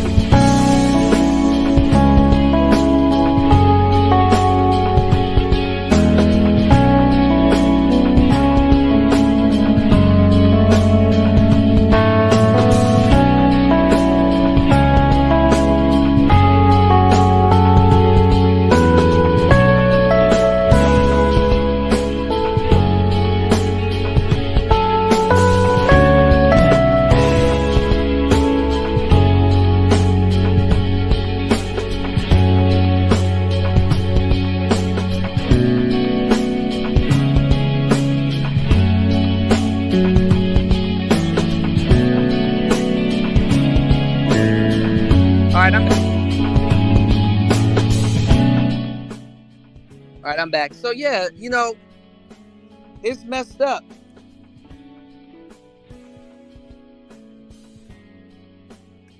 They dangle the American dream over your head, but they don't dangle the American job over your head.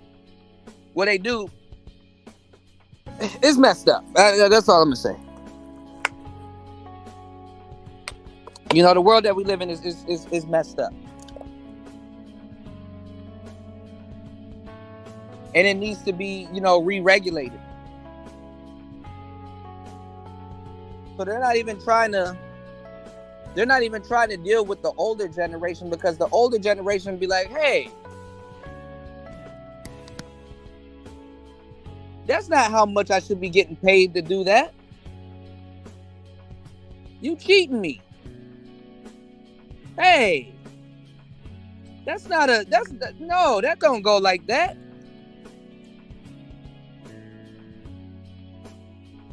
And that's where the millennials came in. Remember I was telling you guys the other day, people were like, oh, well, the millennials this, the millennials that. Well, the millennials, the problem with the millennials is the millennials have tried to find an easier way to do things, which is not always the best way to do things. It's takes 30 minutes to make a bowl of grits versus the 30-second ones that you put in the microwave.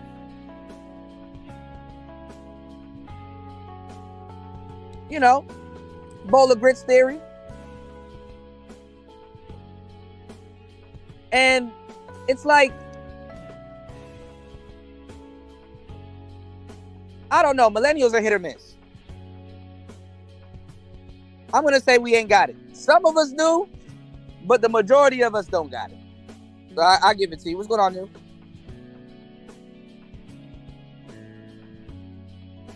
I was just watching a video of a guy from the MGTOW space. And it's funny because the video of Thug Titian. Yeah, definitely. Y'all spread this message. Hit the like button, support the show, share the show with a friend or foe. But I was looking at they got the angry guy, not the angry man, but the angry guy, and he put out a show recently saying black men were right.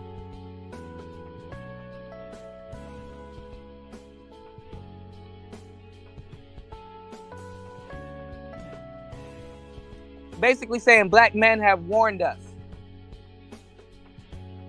So there used to be an argument going around, because a lot of people, they don't know Barbarossa, they don't know the founding, and they don't care neither.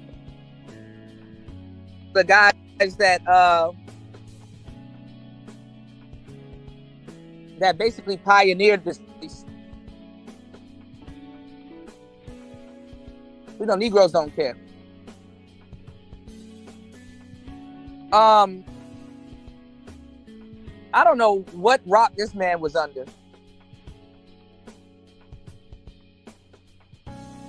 but nobody cares until they're going through it.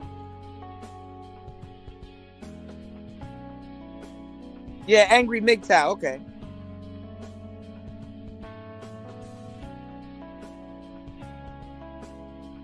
So he was saying that, because I even had to argue with black people, because the word MGTOW threw off a lot of black people. They were like, oh, that's a white man's movement. That's a white man's movement. And it's like, no, a lot of white guys are in it, but they didn't invent MGTOW.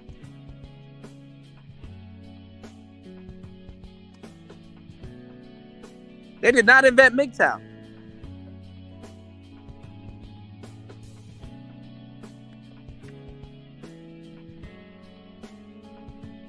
Now, feminism has done a pretty petty on the white community.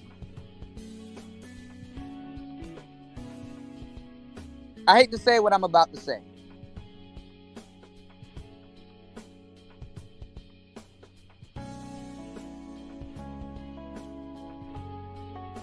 Well, why did feminism mess up the black community? Well,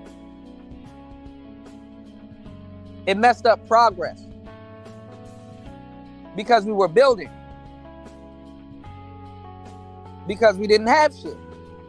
We did, but we didn't. And it was to stop us also from having shit. Even the white women understood that.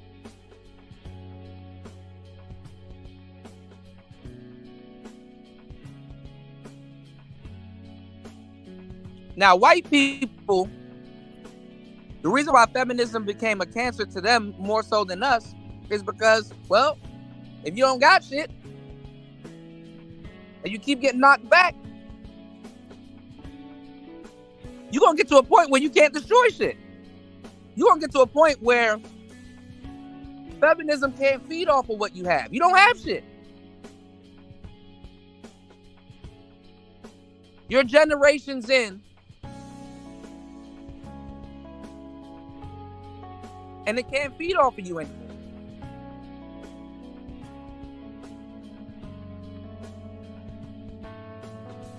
But what it can feed off of is yes. And white people have shit to lose.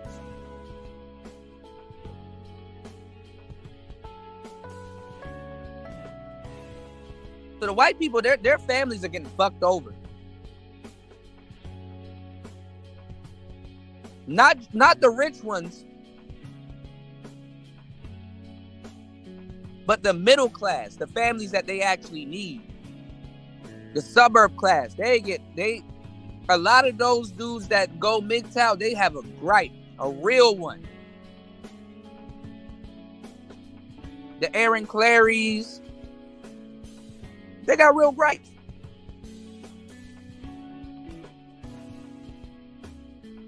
But this man, and he was like, oh, I used to argue that we were MGTOW and MGTOW came from the white manosphere and all this other shit. Black people didn't invent it, which black people do, we invented it.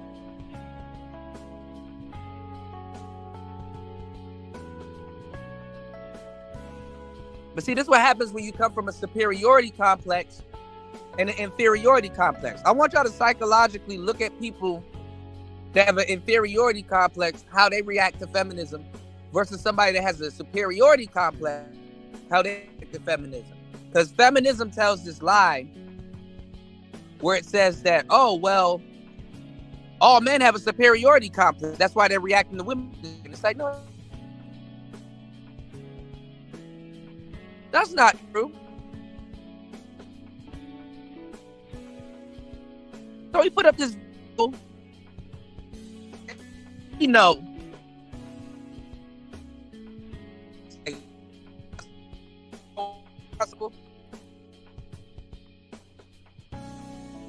He said, when people, they're over family, and they had to hide in houses, and they gave them money.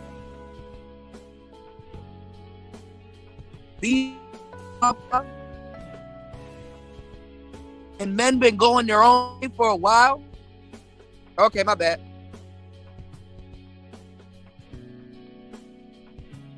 In other words, he basically just found out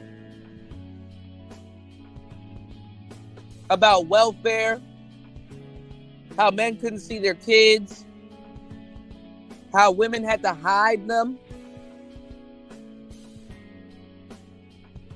He just found that out. And it's like, bro, you didn't know about that? Why would he know? He not black.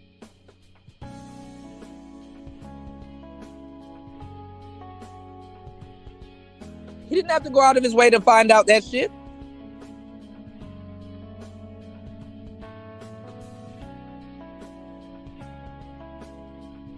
And he was talking about how his mother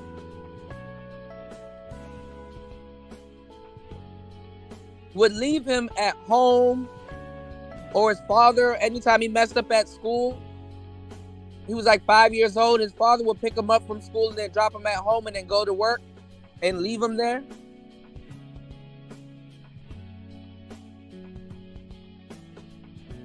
Basically a Gen X kid.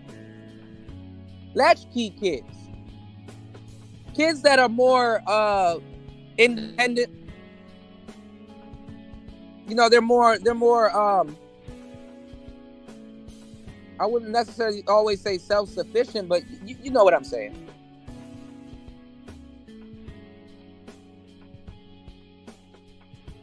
You can't do that with no Gen Z kid.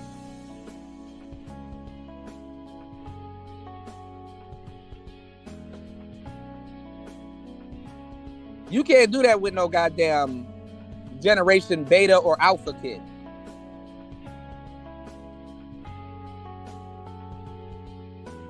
You better off leaving a dog or a puppy at home for long periods of time than these.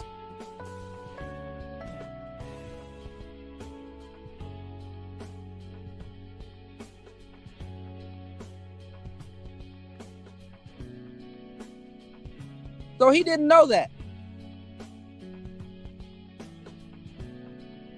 It took a bunch of little crazy events, him doing 1 billion videos. He probably done talked shit, cursed out a bunch of niggas, and didn't know that a lot of black men were left out of their kids' lives. So the family could receive welfare.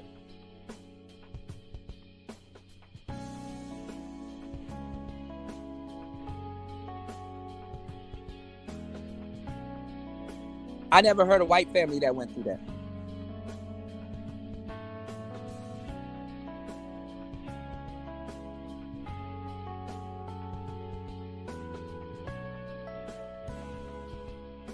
And this wave of feminism is so different and non-agreeing with the previous wave.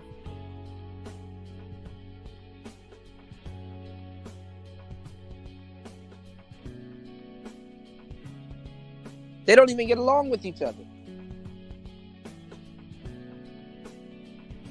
And the white woman would never agree to no shit like that.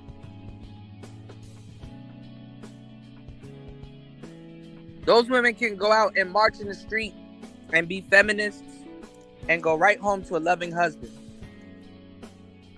and a house full of kids and a loving family. But they destroy your family.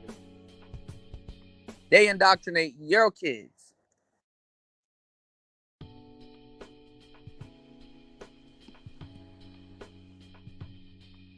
That shit is crazy.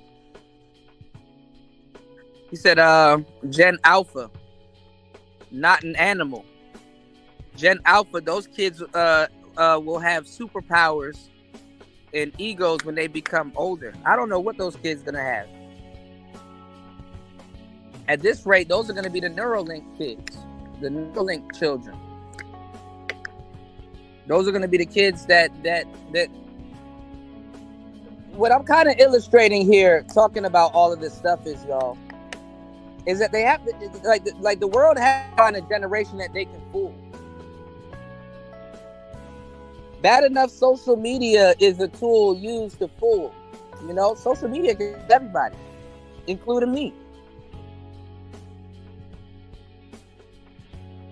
They got to get rid of the people that been around. And it's not necessarily the people, it's really the ideology. It's one thing if they can find a way to make money from you. It's another thing when they don't want to make money from you.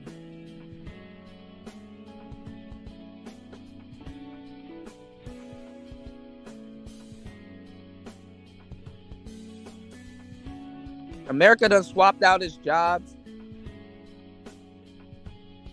swapped out its own people.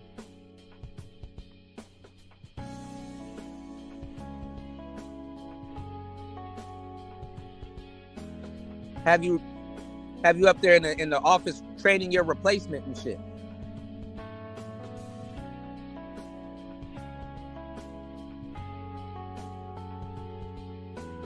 So the average person gonna have to know how to do business. The average person gonna have to know how to do a lot of just different resourceful things. And in the midst of keeping up all of that other shit, what the hell is the American dream at this point? You gonna be too busy working. You can't enjoy it.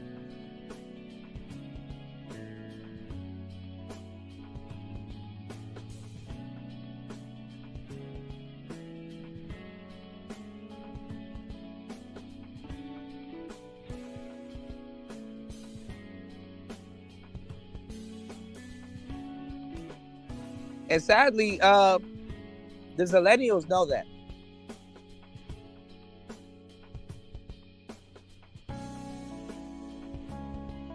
You can't put the tube in the toothpaste for them also. But a lot of them are doing stuff and they don't even know why.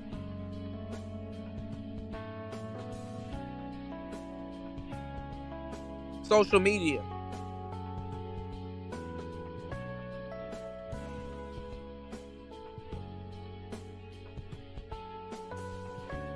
No, I'm talking about the Z's, the Gen Z's, the millennials.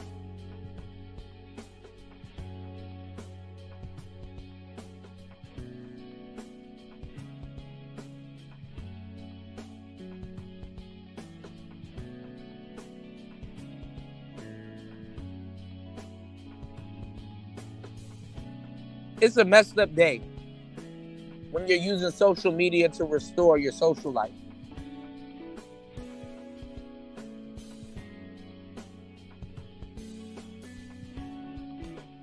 It can never happen and it can never work.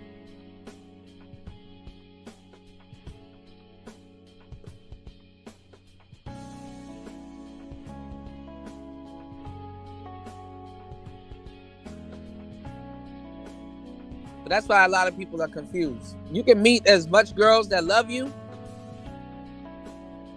but if you can't get them into the physical,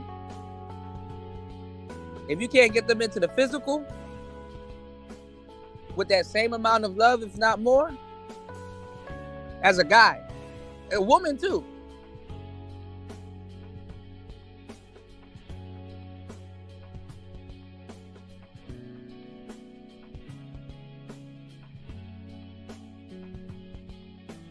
I suspect in the future they'll have something called virtual marriages.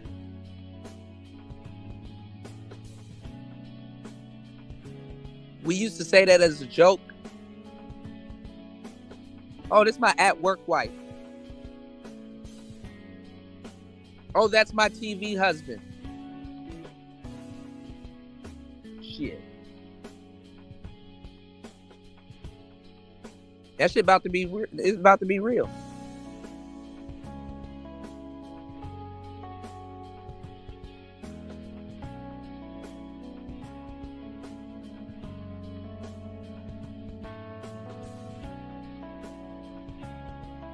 So a lot of people, they downplay themselves.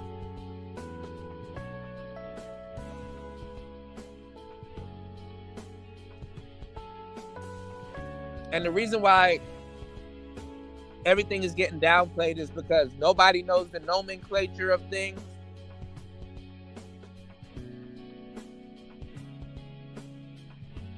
Yeah, but it's the organic trying to manipulate the mechanic to be the organic. The original computer is the brain.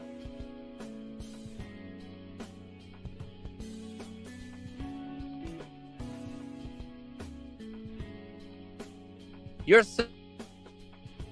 external organ. Y'all gotta pick up now. And most importantly, support the show. Your phone is an external organ.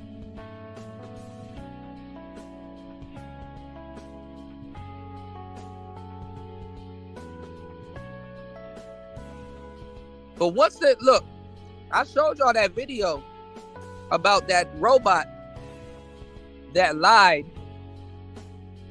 Your phone is an external organ. Hell no, I'm not high. Hell no, I'm telling y'all some real shit. You should know this. You a tech guy. You know damn well the phone is like an umbilical cord. It's an external organ.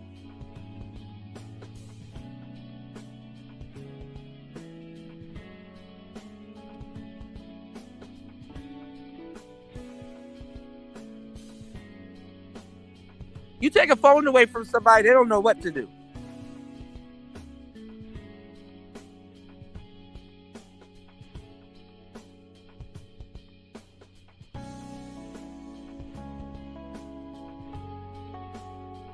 But your phone is absolutely an external organ.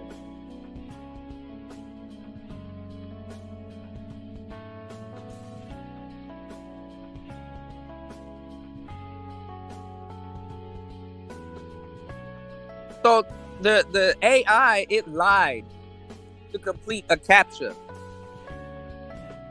They had one AI and they were like, hey, we gave you a captcha to make sure you're not a robot. Are you a robot?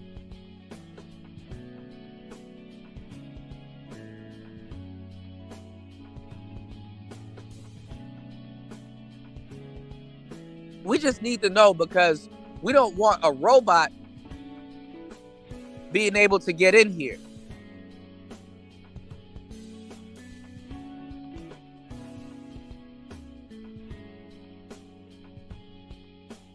Man, the robot sat up there and lied to them people and said, no, I'm blind. No, I'm blind. I just need help figuring out this captcha. And they let it go. The robot was smart enough to lie.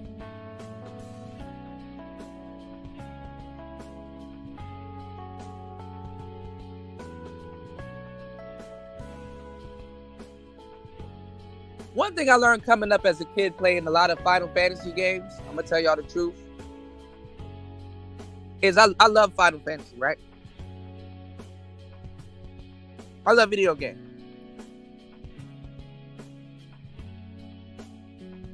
And when I sat there and I watched them create this city, the town, and collaborate with other developers and put all of this shit together,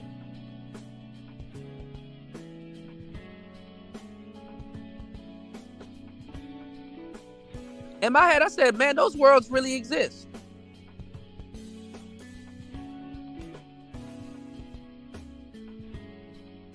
If you can put something in a computer, right, and make a 3D version of it, it exists. Like a utopia. Structure-wise, you're doing the architectural stuff. You're doing everything right there on the computer. What's going on, Toya? What's going on, DJ D-Train?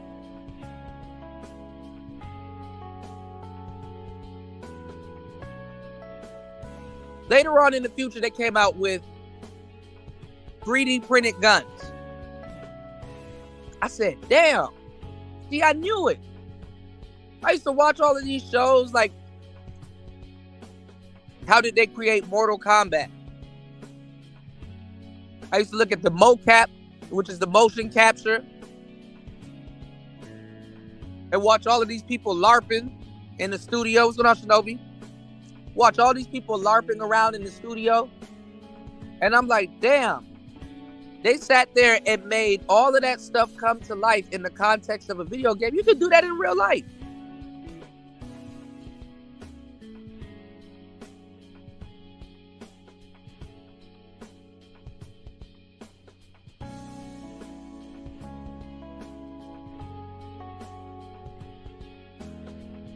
Then take a look at social media, y'all. Take a gander at social media.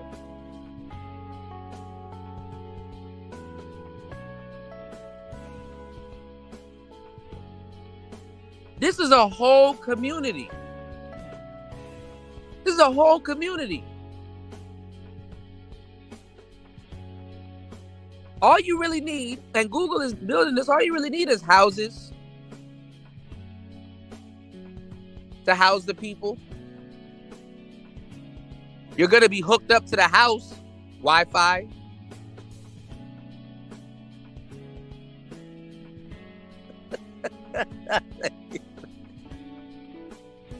Shout outs to War Master. He said finna.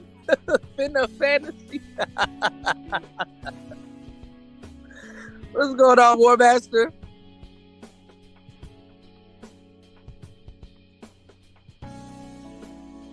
You were right, bro. You were right about Apple, man.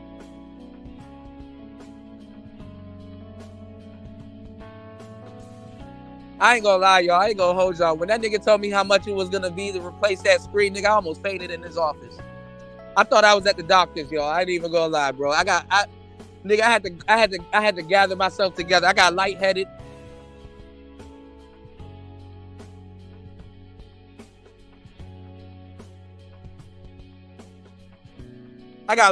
Y'all. So if you guys are just coming in, the heart of my operation. All right, I can't study. I can't do the things that I need to do. On the last show, we had a great show. We had fun. But laptop, my screen got destroyed. I stepped away from my laptop for 2 minutes, came back, and I made sure it was warm and everything. Wasn't wasn't no rain in it, no nothing. Came back and my screen was glitching like crazy. Not even, I opened it and my screen was glitching like crazy.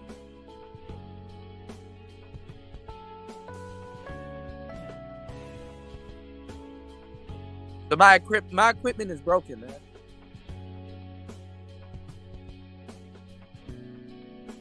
I definitely need help to fix it because I was saving to go get my certifications and stuff this summer. Everything was going well. Right after the show, I said I'm going to sit down for like 3 hours and study and do another show.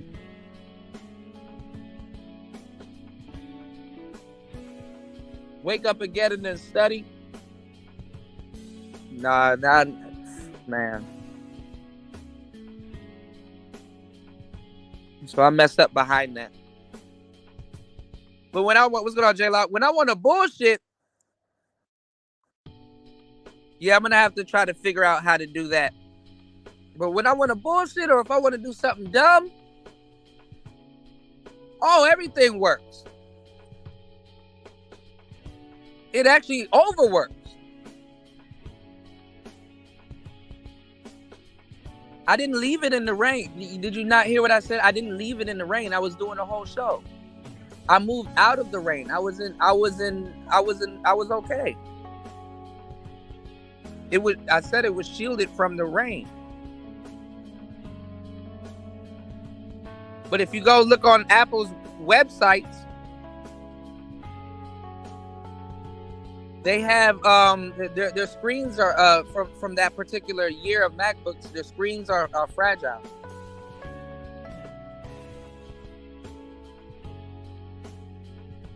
So any type of crack or dust,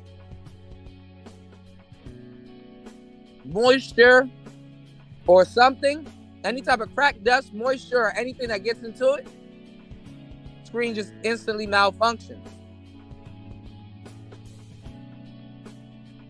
What's going on, Coffee?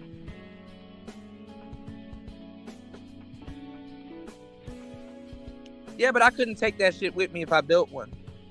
And I had the case and everything. I had the cool case. I had everything, but I would not be able to take that shit with me. Unless I break it into pieces. And me trying to explain to somebody that this NVIDIA graphics card is not a detonator is crazy.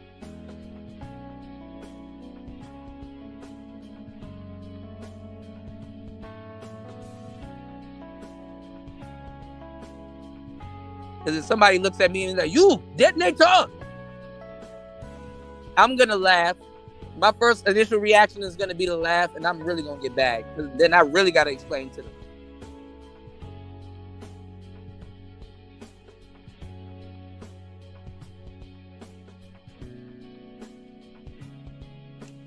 James, I'm not in the mood today.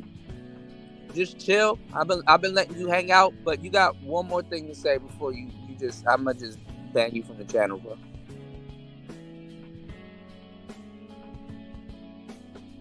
I'm not in the mood right now. And you're welcome. I inspired you to fucking make content. You don't make content unless you're going at another black man. So you're welcome. Now say something else and catch this block. All right. Get that, nigga. Give me 1 second.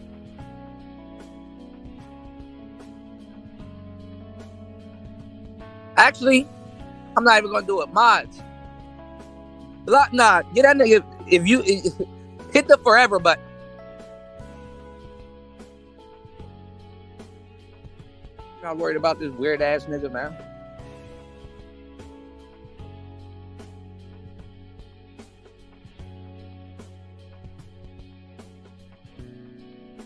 You one of the niggas that wish bad about me anyway.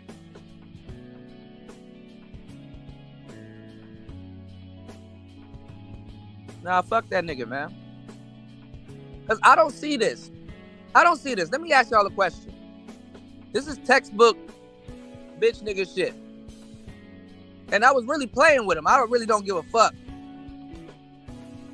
If I find you somewhere here talking shit about me and I screenshot it and tag you in it and be like, yo, why you talking crazy about me? You think I'm somewhere on somebody else's channel talking about James?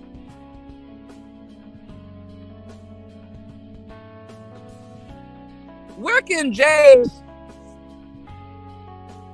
say that he's seen me on somebody else's channel talking crazy about him, but I can sit up there and bring up screenshots of the bullshit that this grown-ass man typed? And then when I bring up screenshots of some shit he says, now he wants to play the victim.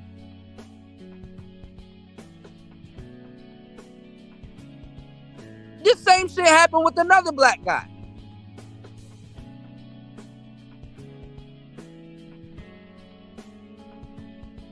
Oh, I was talking shit about Kuda. Kuda actually screenshot it, put it on his community tab, and then tagged me in it.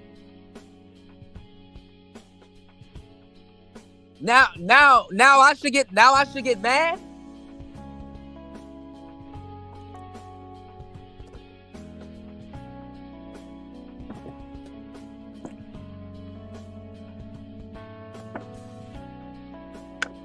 Fuck out of here.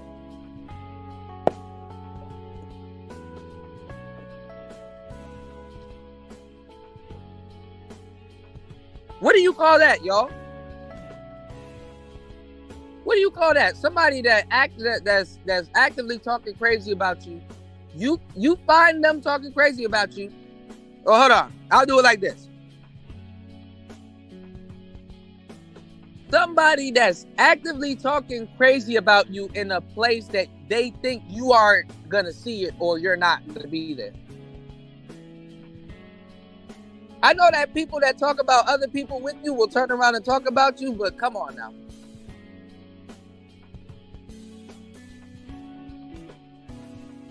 You can be whoever you want on the internet. You don't gotta still be a bitch ass dude, bro. It's over for that. But some of y'all just want to gas up on that.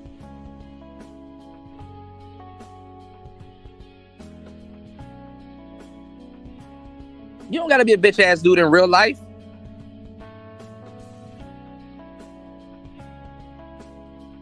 So I caught your ass talking crazy about me. Now all of a sudden you're a victim.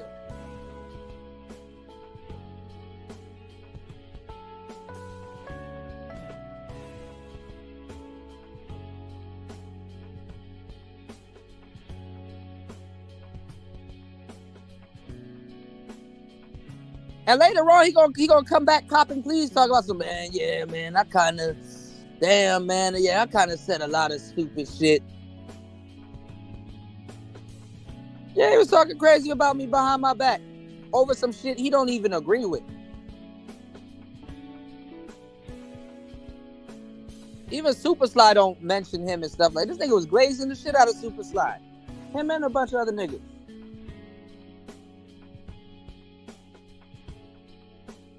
And that's the problem. You be weird ass niggas running around here, not even married. And it's not even about niggas being married, because I ain't married. But I could talk about it.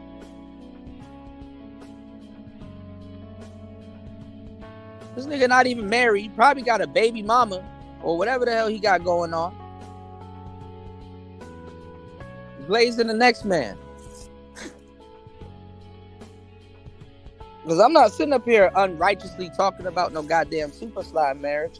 I'm talking about fucking morals. If you're gonna run around here and be the voice of morality and talk about incels and pussy worshiping niggas and all this other shit, but you actively cheating on your wife, there's a discrepancy there. But he not, you know, his elevator don't go to the top floor all the way, man.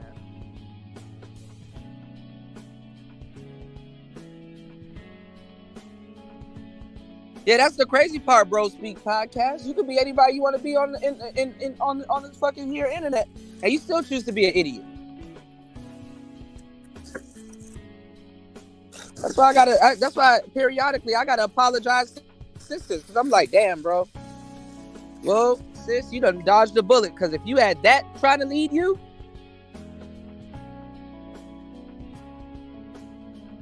what impersonation? I did an impersonation. What did I do? What, the elevator and not go to the top floor? It's crazy as fuck. This nigga, he about to brag about the purge and shit like that. Like grow the fuck up, bro. You you get your rocks off by yelling at niggas on Streamyards, bro. Yeah, I gotta apologize to a lot of women because they weren't lying. Absolutely. If I was wrong about something, I was wrong about something.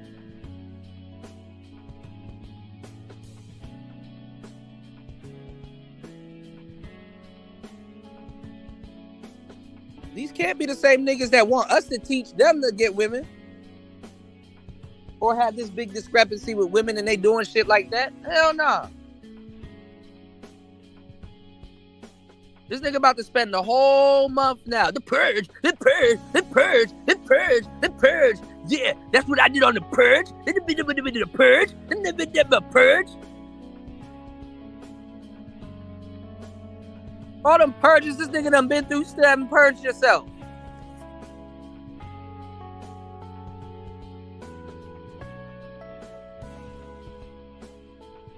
Hit purge every day. Purge. This nigga talking about the purge from the 1980s and shit. Auntie gotta be like, all right, bro, damn. Shout out to Auntie, you getting free advertisement, bro. Shit, James don't need to support the purge if he giving you all this free advertisement. He wasn't gonna support it anyway. Fuck, I look like I'm in 40s talking about. Shout outs to Auntie. He created something really well. And just a lot of dudes just misuse that shit.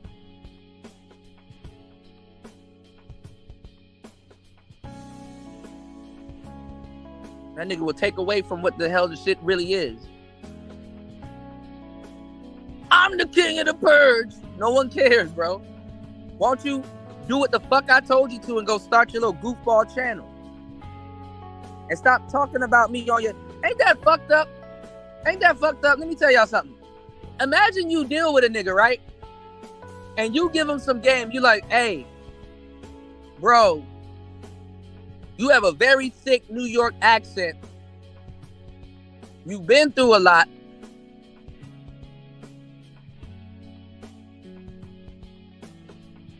I can show you how to take your accent or whatever you think is like your a shortcoming or something that, you know, you don't think you can make money off of. And see, where I fucked up was I told this nigga to go read some books. Or, you know, niggas get low-key offended when you tell them to go read some books. Even if it's for you to go get some money. I told this goofball nigga to go get a fucking mic. Go make a free ACX account. And start and start doing those fucking romance novels. There's people on ACX that's like, man, I need me a straight accent New York nigga to fucking read the shit out of this book to get my point across. Cause it takes place in New York. It takes place in New York. This nigga is letting a whole bag go by. But he want to be on every single purge. Why you can't help niggas? No, I know why, Link. You want to know why black people? Let me tell y'all something. If you are a well-to-do black person mentally, and you say you love your people and you want to help your people out, bro, one of the most fucked up things you can do is help black people. I swear to God, I promise you. Black people have this fake independent mindset, meaning that they won't do what you told them to do out of spite because you told them to do it. Because you told them to do it. If they feel that they didn't do it, or somebody else, or the people that they hang around all the time, because see, he can't run to the internet and say, yo, man, I got it out the mud. Now, if he sat there and told me that shit, I would be like, yeah, you got it out the mud. You actually went and did and put in the work. I would be happy for you. I'm not gonna say, man, I made him as an author, because I didn't. I just said, yo, bro,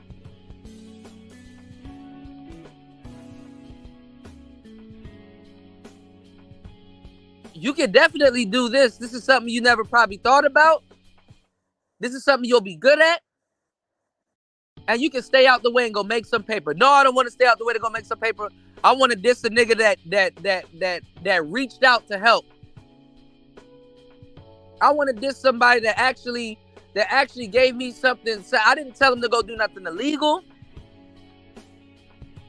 I didn't put no rocks in his pocket and tell him to bring something. I didn't do none of that shit. And even if I did something or friends with somebody that you don't like here and stuff like that, you could have just simply kept your mouth shut. There's a lot of people that don't agree with what I say, but guess what? They like, okay, well, that's his opinion. I see where he's coming from. I still don't agree with him, but that's his opinion. As an adult, you just shut up. You don't got to be around somewhere and bad mouthing somebody.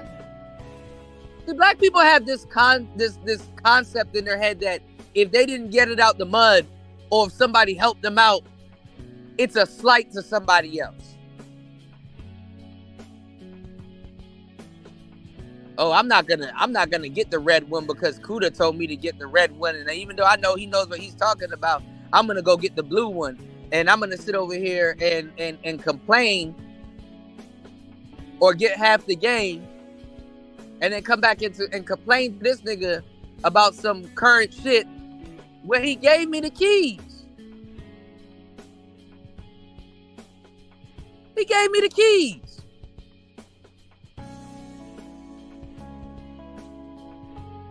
But no, I told the nigga to go read a book. I'm the devil now. A real friend, a real person that fuck with you will give you some literature. You know what? I realize you got some type of biases and stuff and shit going on, and you're not gonna listen to me. Let me give you this book.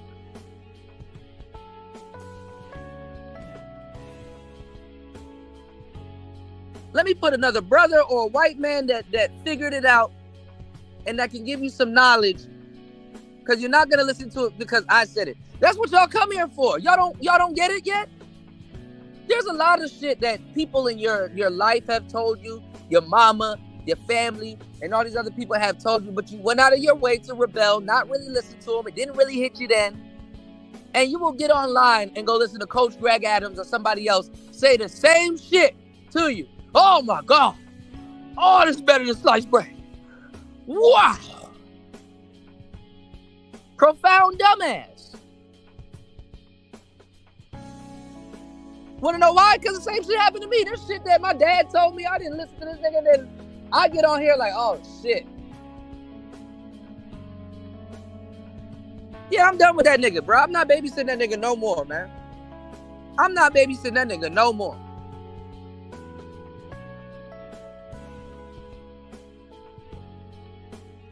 He don't be talking about nothing anyway.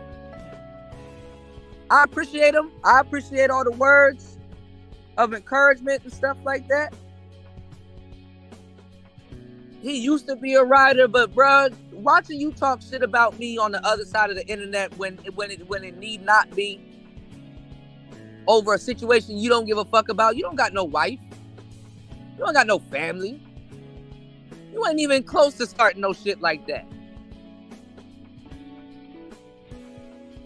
You gotta tell the internet when some bitch at Burger King winked at you. You gotta run and tell the internet that.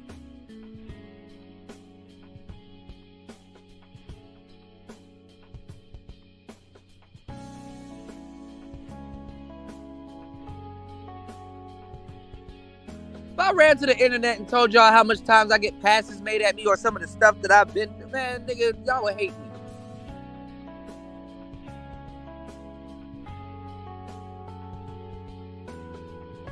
I can't be up all night yelling and shit, even though sometimes it happens. I guess, because guess what? I use my voice.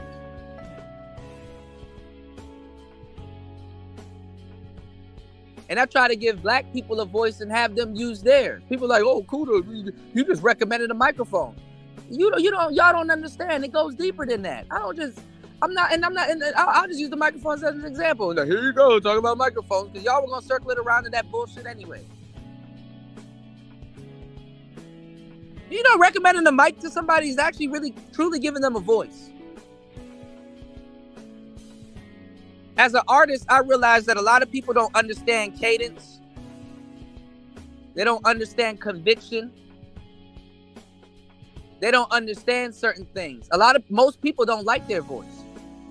Most people don't like how they sound. But your voice is an instrument.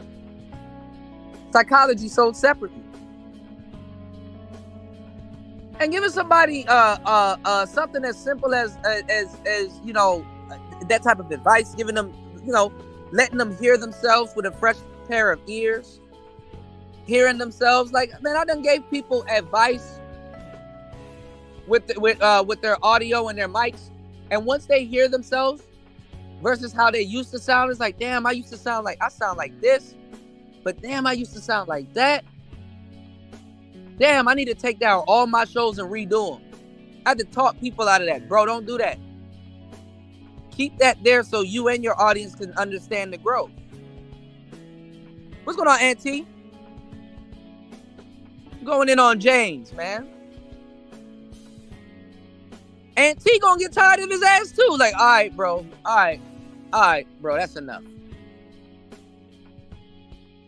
That's enough, bro.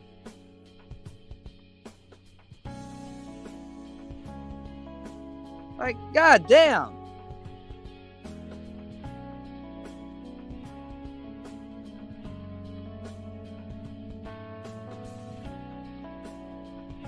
Get tired of niggas, man. That's why you can't help niggas. Cause they want to. They wanted to say that they did it for themselves to impress other Negroes.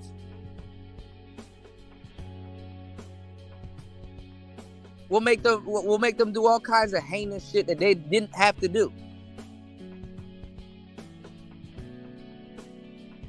And the funny thing is that they don't even take full advantage of your advice. They'll halfway use it and still turn on you.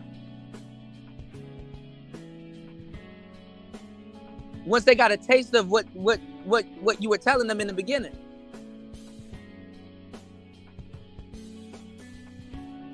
It's called, in the music world, it's called artist development. It's called artist development. In a few years, some of the artists that you like right now, they're not going to sound like what they sound like right now. And you're going to be like, I wish they went back to the old them. Or I like the new them. As an engineer, right? What's going on, Nimans? Nimans, you got to resend me your book. I messaged you. I emailed you back about the PDF. I haven't received your PDF yet. And then my computer is down right now, man. My computer got destroyed the other yesterday, day before yesterday. There was no PDF. Yeah, there was no PDF. If you can email it to me, I can try to work on it now. But I'm gonna have to use different resources to get it done. But I got you. If you can email me the PDF, there was no PDF in the email.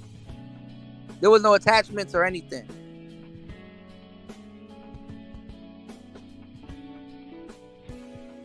Yeah, but I told this idiot to fucking go get a damn microphone. Okay, I'll check it out. I told this idiot to go get a fucking microphone. Go on ACX and use his New York accent. And go get paid to read books and record it. He didn't want to do it. Right? This nigga don't even go live on his fucking page. But guess what he went live to do? To talk shit about me.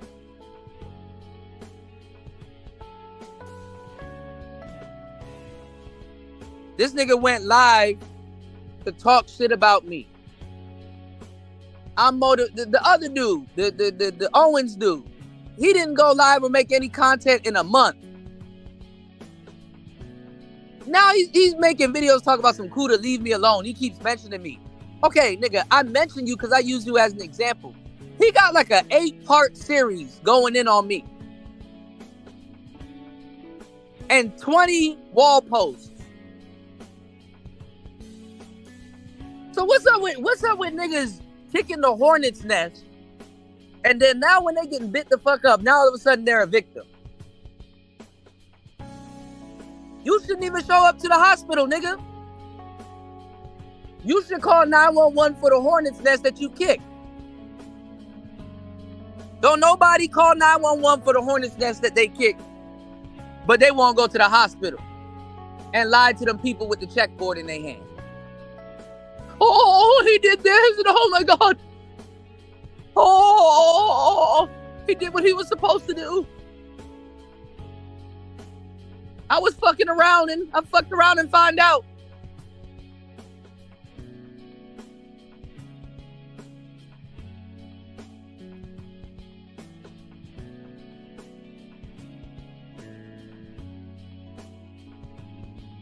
And I hope y'all know it don't look good, because I wasn't depolicing no damn super slide. He not depolicing himself. I wasn't depolicing no goddamn super slide. I was making a point. But if you wanna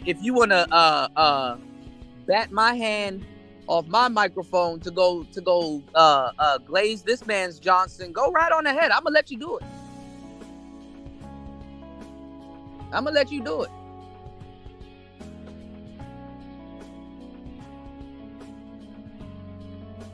Can't get this man's Johnson out your throat. But you want to come on here and say something about me. Nigga, I'm making you relevant. And stop putting my name in your fucking title. The people coming back to me like, yo, who's this crackhead talking about? Oh, James. Look. He's not a crackhead, but shit. Might as well be at this point. For real, I get told, yo, Kuda, you know there's a crackhead up here talking about. I'm like, bro, no, he's not a crackhead, bro. Don't do that.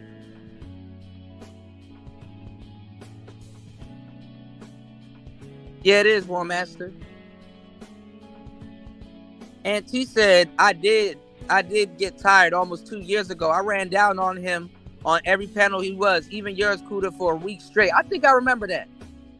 Because I had to keep talking this man out of to stop beefing with people on the internet. And he don't even beef with people over legit shit.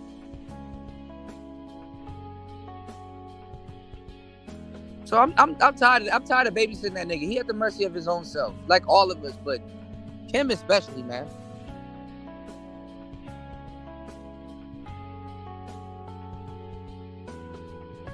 Go create some content. Nigga ain't got nothing to do but to wait for the next purge and shit like that. That nigga be waiting outside your gates. Auntie wanna get up, sit down, smoke a cigar. This nigga at the gate, like, yo, man, you doing the purge? No, bro. It's March. Like stop, bro. Like that was last year, bro. Just chill. So when you doing the bro.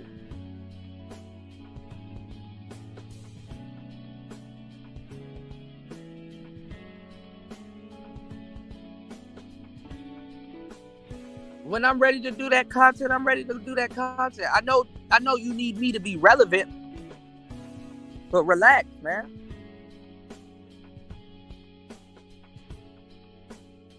Yeah, I got like 2 people that hit me up and like, yo, who's this crackhead talking about you? I'm like, damn, dog. I even told them to chill. Even when a nigga talking shit about me, I still got more decorum, man. What's going on, Curlin?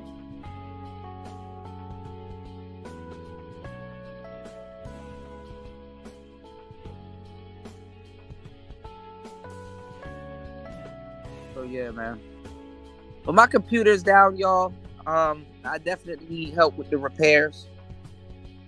The book that I was creating, both books are on hold. A lot of the stuff is on hold. A lot of things are on a complete hold.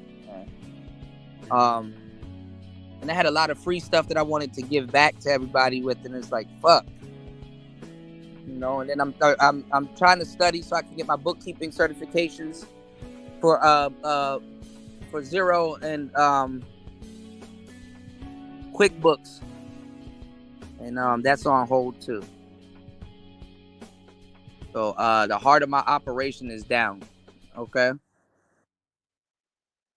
I put out 2 more videos. Y'all can go support those videos, showing y'all the deep roads and the deep trails in Southeast Asia.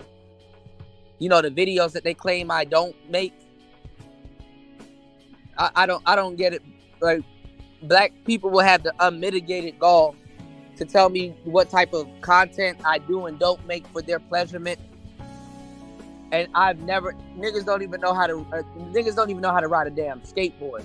And I'm riding something way more complex than a damn skateboard in the middle of traffic. Getting breathtaking footages and scenes and doing stuff that nobody in this space has done in a place that nobody here has gone. And just because it's me doing it, it's not enough. You know, shout outs to Big Cap. Yeah, I appreciate you, man.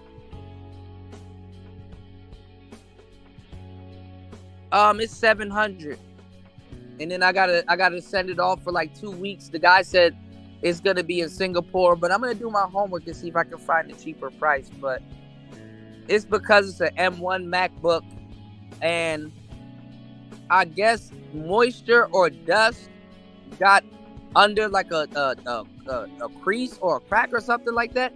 It's brand new. Like, I didn't drop it. I literally took care of it. But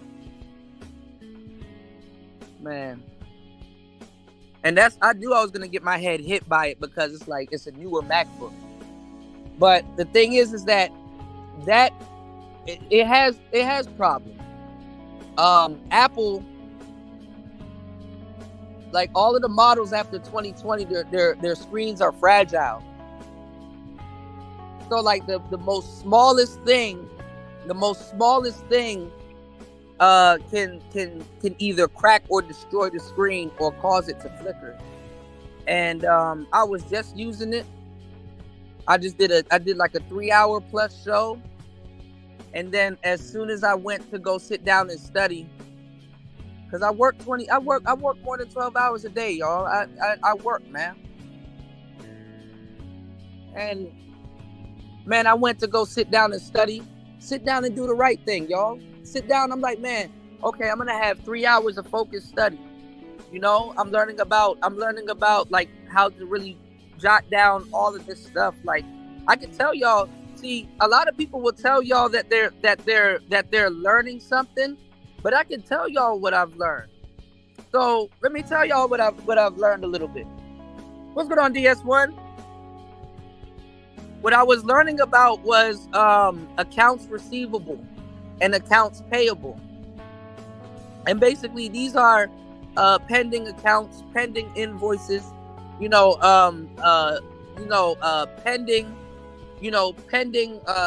transactions. And if somebody pays with like a credit card, what happens is they'll swipe their card.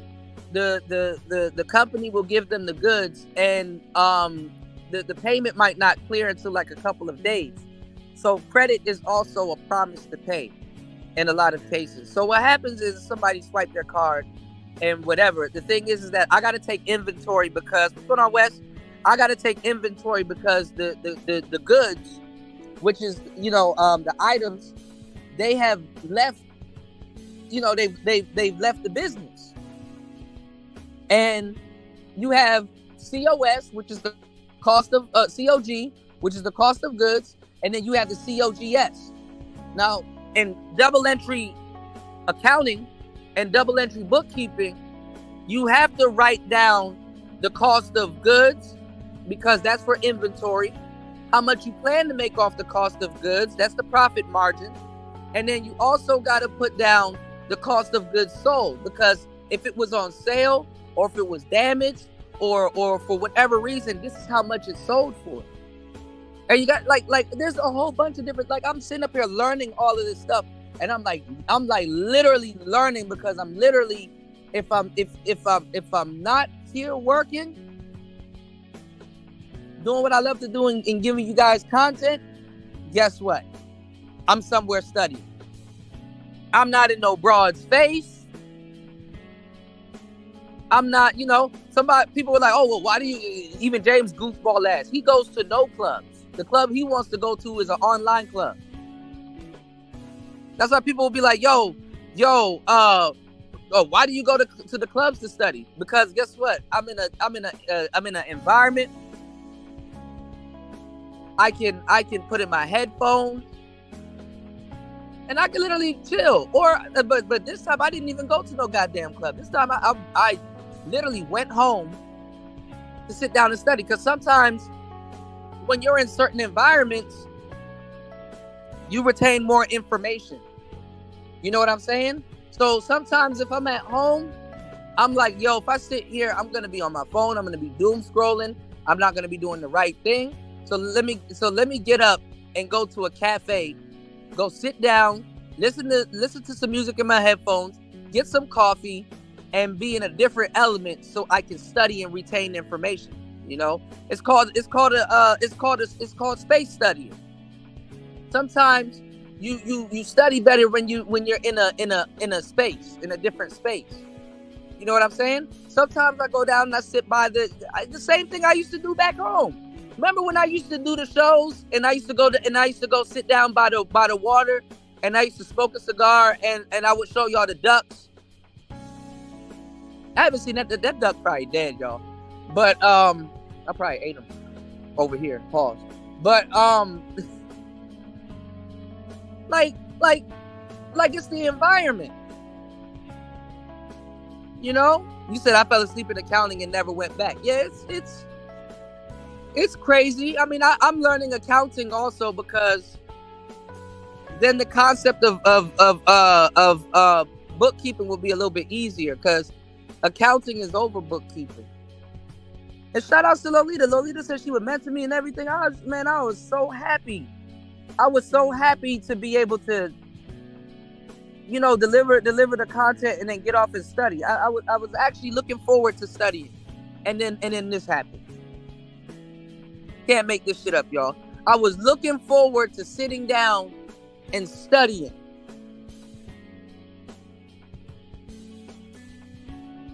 Because I'm looking forward to the future. And the faster I get on top of certain things that I want to do, that's how quick the future will come. I look forward to getting my certifications this summer and having a bookkeeping business by fall. And then this shit happened. So when you want to go do something right, man, you always get fucked up in the game.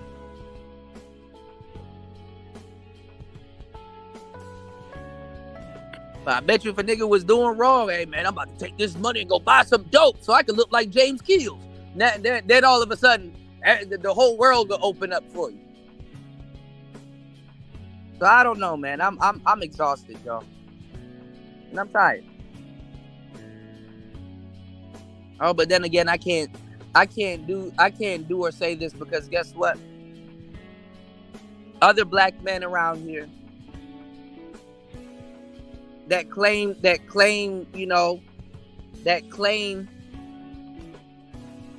to be for black men, I'm gonna get judged for that.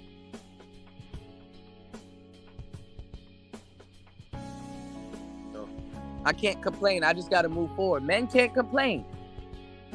Men can't complain. I can't complain. I gotta be fucking War Machine every fucking day. I hope so, Link. And I hope Lolita's doing all right too, Devin. That was very noble of her saying, hey, I'll be your mentor.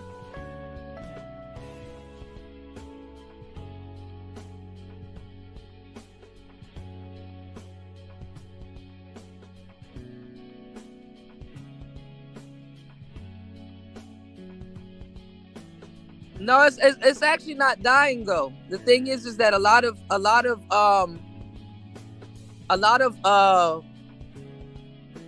companies don't understand bookkeeping. You got to understand bookkeeping.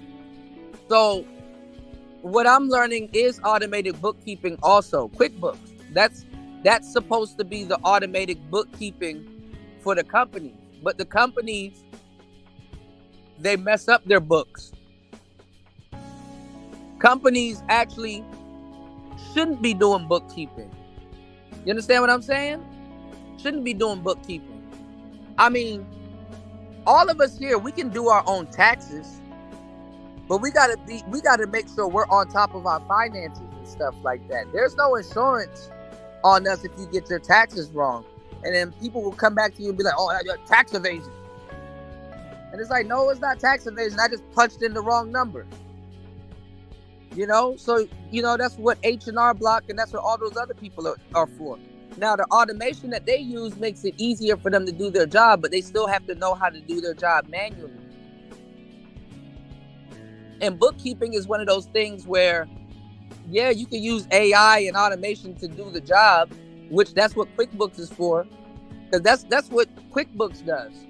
So what I had to do was I learned bookkeeping and accounting manually. So I had to learn how to do both manually, and then I'll understand why I'm using QuickBooks. Some people, what happens is they start using QuickBooks and no, they won't. Actually, hold on, that's a misconception. Hold on, I got you. What's going on, Chris G? No, that's a misconception.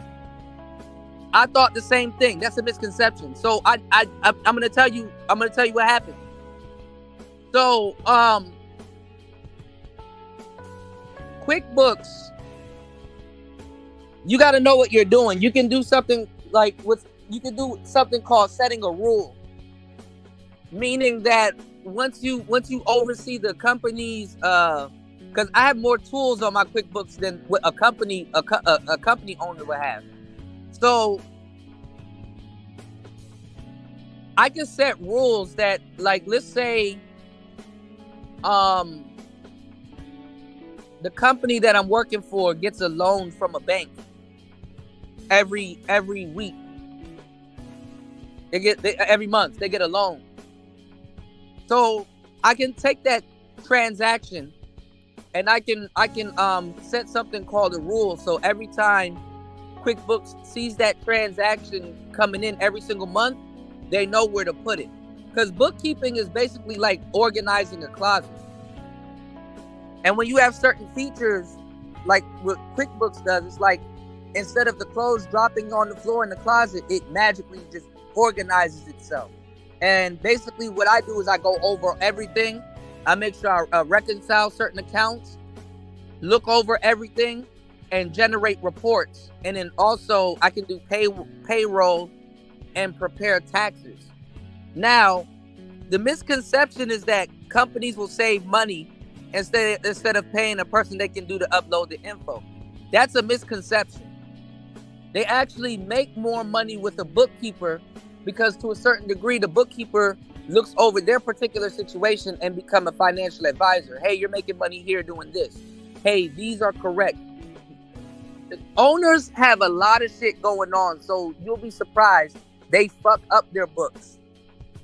This is why they hire a bookkeeper to do reconciliations and work for a certain amount of months to get them back on track, to be able to, and then have to try to teach them, because really trying to manage your books, and then at the same time, other than trying to manage your books and running a company, it's a lot. So what a bookkeeper does is he saves the business owner time that they can be using to make more money in their business.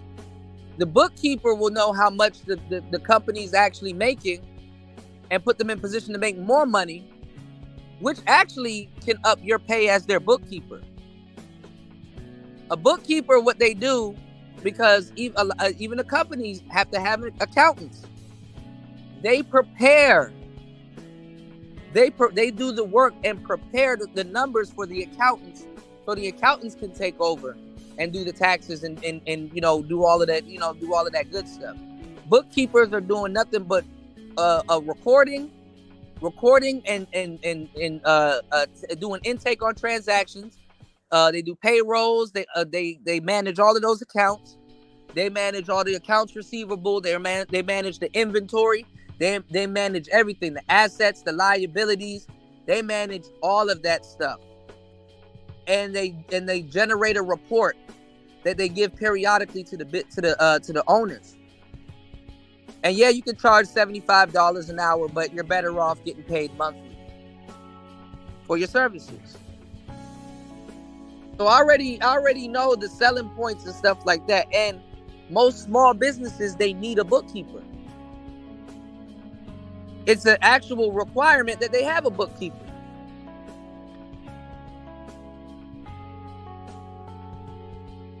It's a huge requirement that they have a bookkeeper.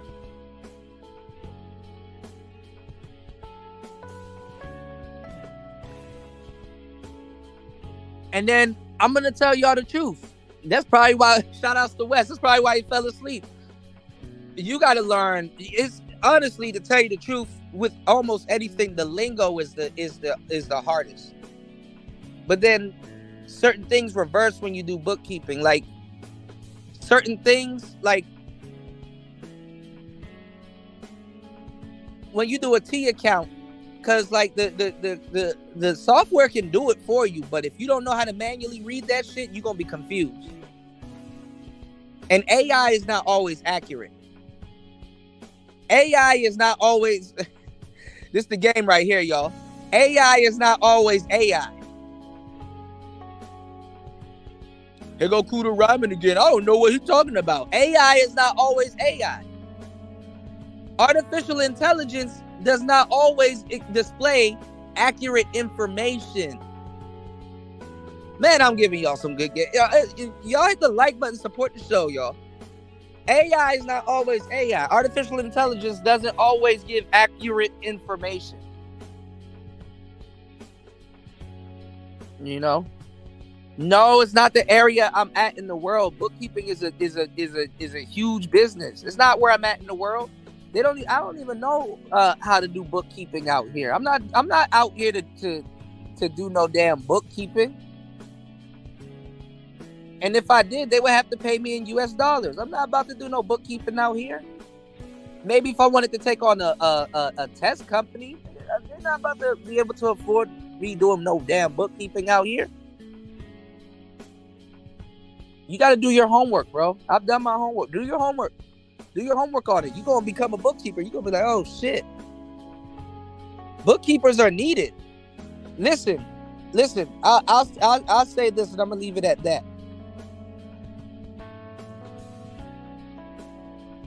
Millions of small businesses start a year. Millions of small businesses start every single year. And guess what? Every single one of those all of those. Guess what? Every single one of those businesses need a bookkeeper. You know who needs a bookkeeper, who can use a bookkeeper, and who ends up being their bookkeeper? Hoes.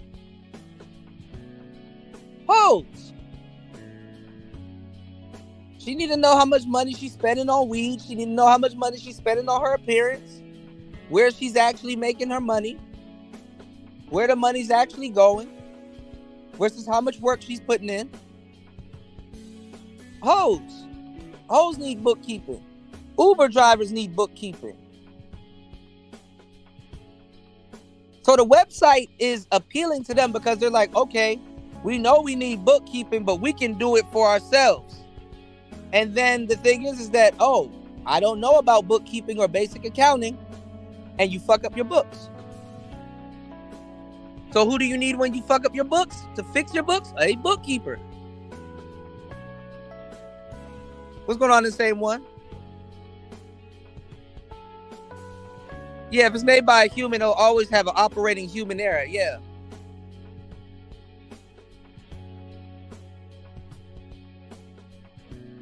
But the people out here, they do their own bookkeeping because that's how like small their businesses is. But the thing is it's how businesses ran out here. Like for example, like if you start a restaurant out here, aside from you keeping up with inventory with whatever you're selling, like let's say you're selling food, then they have the beer out here, and the beer company is so popular. It's like you need to be serving this particular type of beer in your restaurant because that's a no-brainer. You're gonna make money. So what they do is that they have their own people that will send you a refrigerator. Basically, you're loaning the refrigerator. So if I was doing bookkeeping for that business, the price of that refrigerator is gonna go on a asset chart for the business, meaning that the I have to credit that to the business, but I have to deduct that. It's a lot to explain. I have to deduct that from the company because basically the company gave the business the fridge that they're going to be stocking their items in, so they keep up with their items. Yeah. Bot keeping is bad, bro. I actually ran into bot keeping the other day. That bot keeping came out 7 years ago. They prefer QuickBooks over it. I know about bot keeping. Yeah. Bot keeping is pretty bad, bro. The top bookkeeping companies you want to look for is Xero and QuickBooks. And then when you get those bookkeeping companies, you got to make sure you get the correct account because you got QuickBooks Online, QuickBooks Mobile, QuickBooks. You got like 5 different QuickBooks. So you got to choose the right one for your business, and then you got to keep up with that shit, you know? And it's a hassle. It's a hassle after a long day of work. You got to come home. Now you got to run the numbers. It's a hassle. You're bound to make a mistake. So that's why when they hire bookkeepers, the business start making more money. Yeah, bot keeping. I know about bot keeping.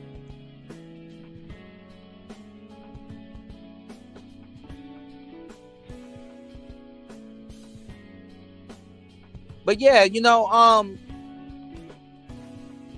it's different out here because like even the vendors keep up with their inventory, even though you got to know how much it is, how much it's sold, flat price, profit margins, cost of goods.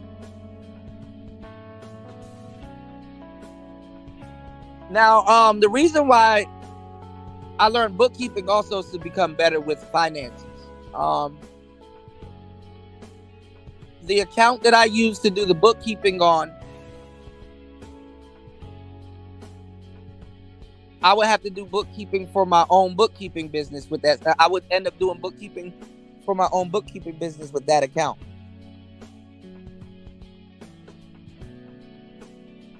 So you end up getting better with, watching how other people use and spend their money. Let me give y'all the game.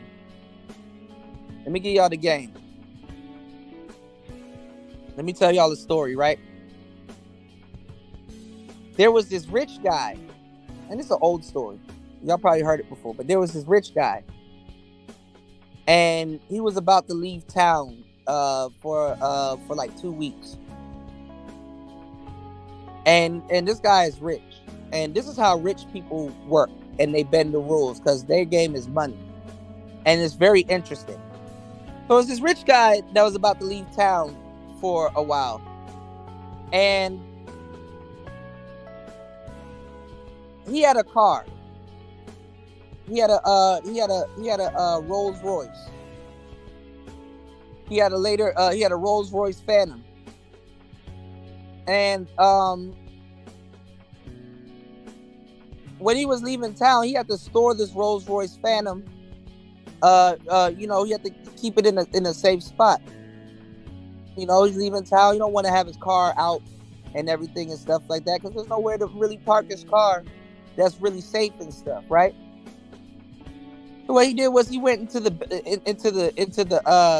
a bank, and he says, "Hey, I need to borrow $5,000. You know what I'm saying? I need to borrow $5,000." And the bank says, "Well, you're gonna have to put up some type of collateral to borrow $5,000 from us. You're borrowing money from us. You don't know if you're gonna pay it back. You're gonna have to put up some type of collateral." So the man says, "Well, the only collateral I got is a Rolls Royce, which is like $250,000." And the bank said, "Okay." And the guy was like, "But I want to make sure my car is okay. I don't want nothing to happen." And it's like, "Okay, we'll take it and stuff. We'll make sure the car is okay. Nothing's wrong with the car. Blah blah blah. We'll take your $250,000 Rolls Royce, and we will write you a check for $5,000 plus interest. Right? We will write you a check for $5,000 plus interest." So the man said, "Deal."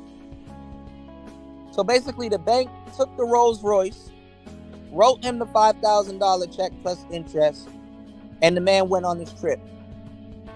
So in the bank, the guy was like, "Man, I got this guy to people were seeing the car in the garage and everything and stuff like that, and they're like, damn, there's a Rolls Royce down here." And the bank tellers were talking to the other bank tellers, and the banker was saying to the bank teller, he said, "I got this man."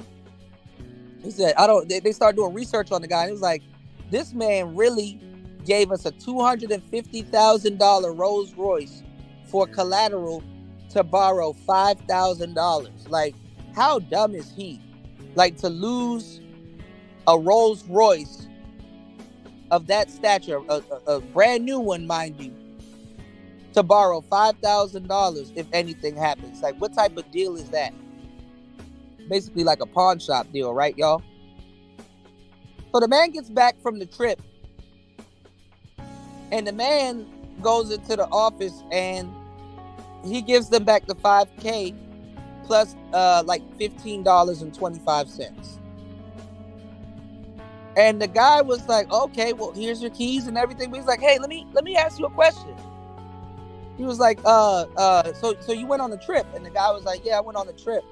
And he was like, "Why would you give up a $250,000 car to borrow $5,000? And he said, "It's simple. Where else could I get free parking for 2 weeks for $15.24? You have a nice day." Listen, D Chicago, it's the principle. Listen, bro. Don't take it serious. What he was saying was, he basically got them to store the car literally for free. It's a loophole. He put up the collateral. He got the fucking money. He went on his trip. He came back. He already had the $5,000. He gave them the $5,000 back plus the interest, and it drove the fuck away. These are the loopholes that people exploit. Like, for example, I got a video that talks about this. Elon Musk and a lot of rich people, what they do is they get shares of a company and stuff like that, and they leverage those shares to buy other companies while still owning the companies that they leverage those shares to buy. And it's simple too. Like, I learned this. Like, I knew about this, but until I really dived into bookkeeping, I was like, oh, that's how they do it. So they'll be like, oh, well, Elon Musk sold his shares. It's like, actually, he didn't. The shares that he got the loan or the money from, he leveraged that, and they're saying it's his when it's not his. It's his business. So he owns it, but technically he doesn't own it. Or he owns it when he wants to own it, because when they come to collect taxes on it, you can't tax it on me. It doesn't belong to me. It belongs to the business. Like, they play this game. Trump did the same thing. Niggas done fucked themselves over working for Uber and all these other companies and shit like that. I remember one time I went to go do my taxes, y'all. And this Spanish guy, he was right next. This Hispanic guy, he was right next to me. And the lady was black. And she was like, whoa, you made a lot of money doing Uber. He made over 70 or 100 something, like a little bit over. I think it's either 70 or 100 something. But then she was like, okay, so you'll owe $30K. And he was like, I don't have it.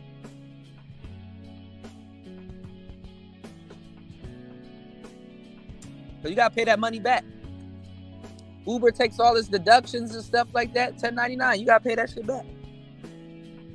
They expect you to take out $3-4 every $10 you make and put it aside. They expect you to take pictures of all the food that you ate while you were on the clock,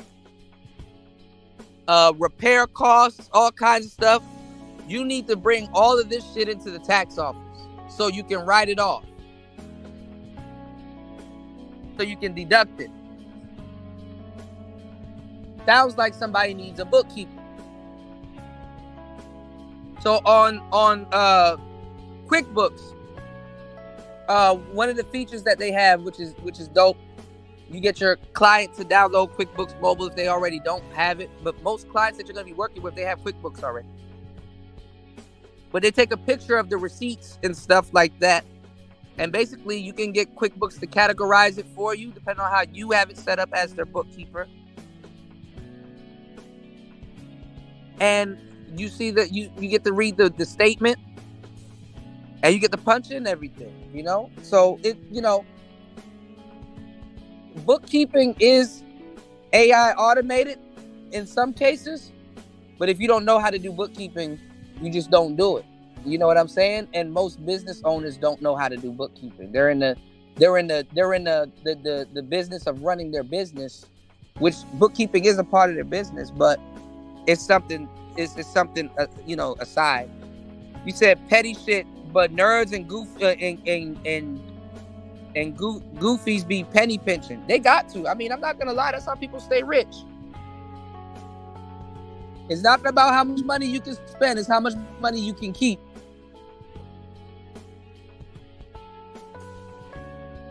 So it makes sense, because shit does add up, you know?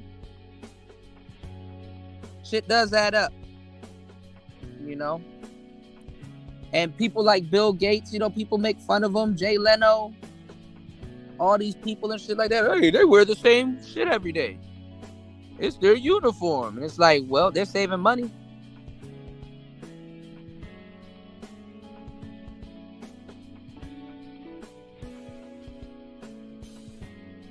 It's really the people that don't have the money that's buying all the designer shit, to tell you the truth. And even when the rappers buy that stuff, that shit goes into their image. to try to make more money. It's an investment.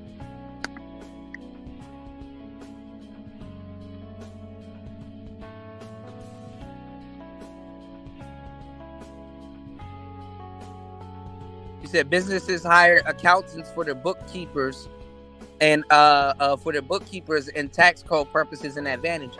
Yeah, they do, but a lot of accountants, they're gonna charge that, and businesses will pay it, you know. But a lot of those accountants, they're gonna charge that business extra to do their bookkeeping. So a lot of accountants, they get pissed off if they have to do bookkeeping. But a lot of them don't mind bookkeeping because they're gonna charge their clients. And the thing is that the fucked up part is that you know if they have the money or not, because you know what they're spending it on. You know, it's like you can afford me, nigga. Like, what the fuck? You can tell if they can afford you through a consultation. Yeah, people do that on YouTube too. Fresh and Fit. They probably got that from Robert Kiyosaki.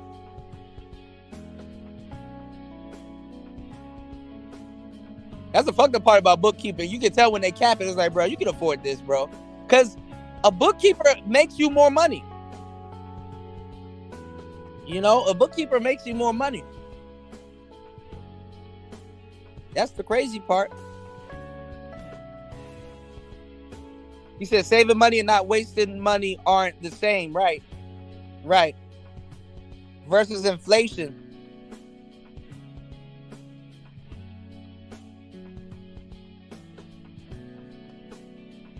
You said it's more than bookkeeping, it's consulting, it's the accounting game. Yeah, no, accountants and bookkeepers are two different things. But accountants need to know bookkeeping. Accountants need to know basic bookkeeping so they're able to do their job. All right, never forget that. Accountants need to know basic bookkeeping in order for them to do their job. Accountants rely on bookkeepers to do their job so they can do their job. All right? Yeah, I guess you can say it's glorified, but there's more to it. There's more to it. There's more to it. I used to think the same way, and I'm like, damn. You want a bookkeeper that knows what they're doing and they do good work. So if you become a bookkeeper, you know, you choose the right company. You know, some companies you're a fit for, some companies you're not a fit for. Some companies it's a more heavier payload and you make more money because of the amount of work. Some companies, hey.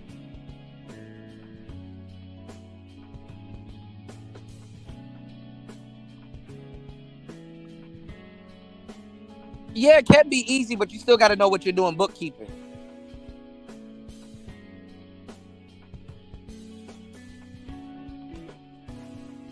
You still got to know bookkeeping. Like accountants, they can be an accountant all they want. They still got to go through basic training with bookkeeping.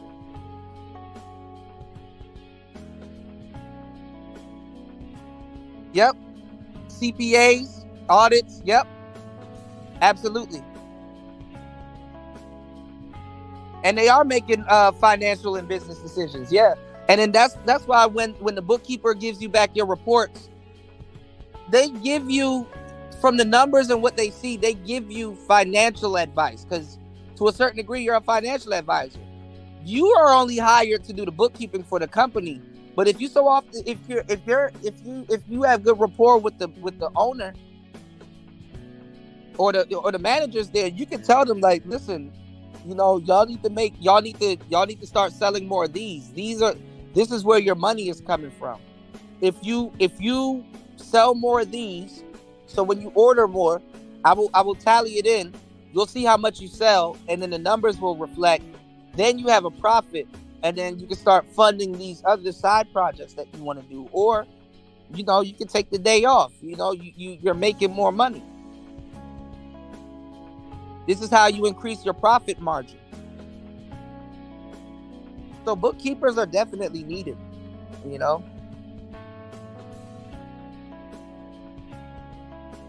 Yeah, that's left to the COO or the CFO. Yeah, But you can give them financial advice because you're looking over all the numbers and stuff like that, and then you're also, if you're a bookkeeper and let's say, you've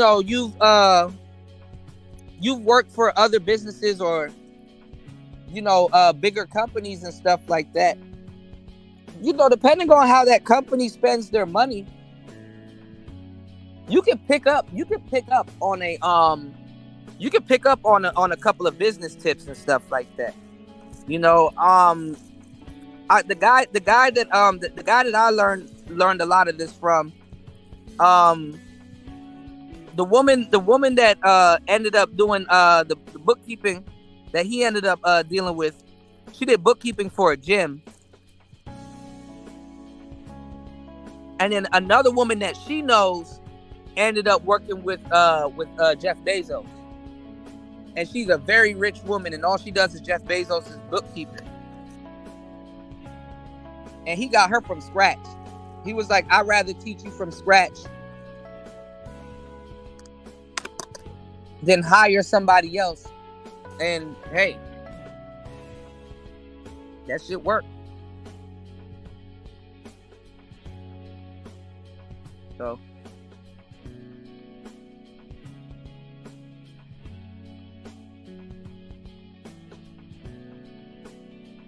and then the part that people don't understand is you're not going to be doing the same thing for every single company. Some companies are going to be more easier than others.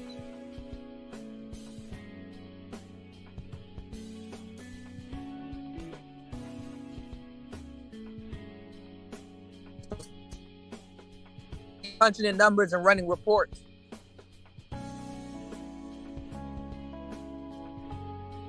And between punching in numbers and running reports, that's all you do. You might not be handling the payroll. You might not be handling the equipment or anything like that. All you're doing is punching in numbers, making sure they're accurate, run the reports, check the ledger, check the chart of accounts, check the journal ledger, make sure everything lines up.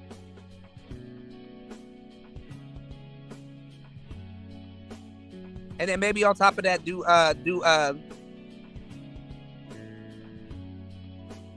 could probably do tax preparation. It depends on what you want to do and what you're comfortable with, honestly. I'll be doing is punching in numbers, running reports, and generating invoices. And paying up the bills. Like, you collect certain bills and reconcile and manage the credit card accounts.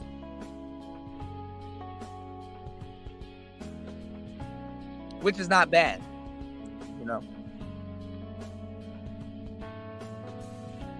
Now, why am I talking about this?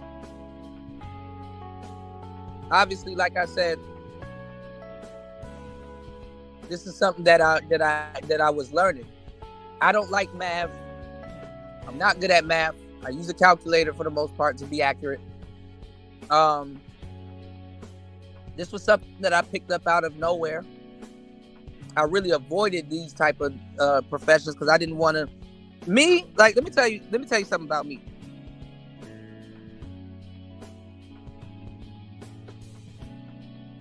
I'm a very trustworthy guy.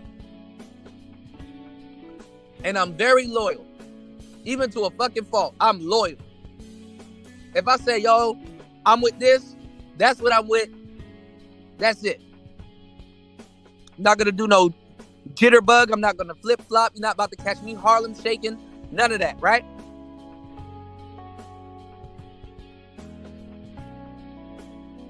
When I go work for a company or a job, for the most part, I stay away from the cash register. Have I been a cashier before? Absolutely. But I stay away from the cash register. Why, Cooter? You think you're going to steal? Hell no. Because I don't steal. I don't like thieves.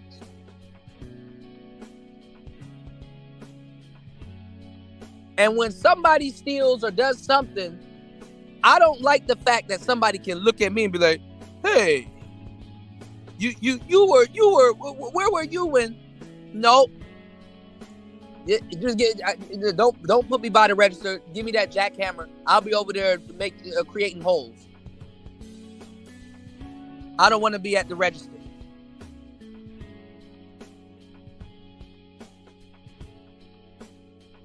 Because I know how niggas are.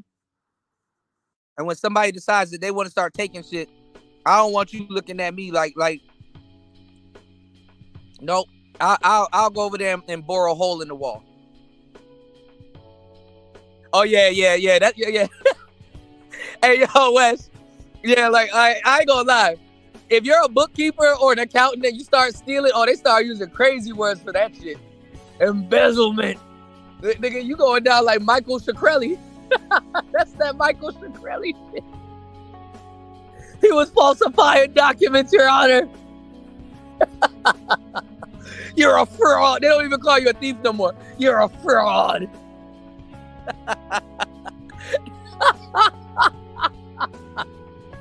Look at that. My mind wasn't even non-stealing shit when you said that. Now it makes sense. You're a fraud. I didn't even think about that. Yeah, that's a different set of numbers right there. But I ain't gonna lie, man. I mean, like, some of like the stores and stuff that I used to work in back in the day, they used to make sure you steal a certain amount before they bag your ass. They'll let you get away with a couple of hundred, but nigga, once you start getting into the thousands, they're like, yeah, we about to put a felony on this person.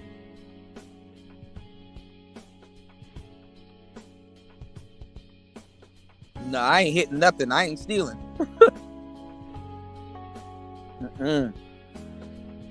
Damn, Wes, you done planted a seed in my head now. So if I see some if I work in the office and I see some fugazi shit, it's like, damn, yo, this nigga embezzling. Embezzlement.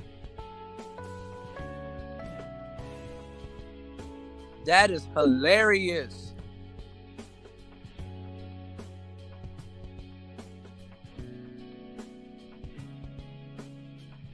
Yeah, it's to keep the company in the green. Embezzlement.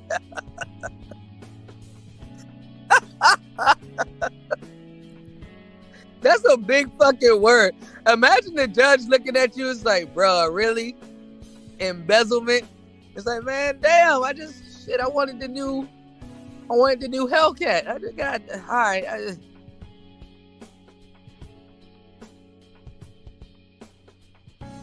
Nigga, money's missing. And you pull up to work in a new jailbreak Hellcat.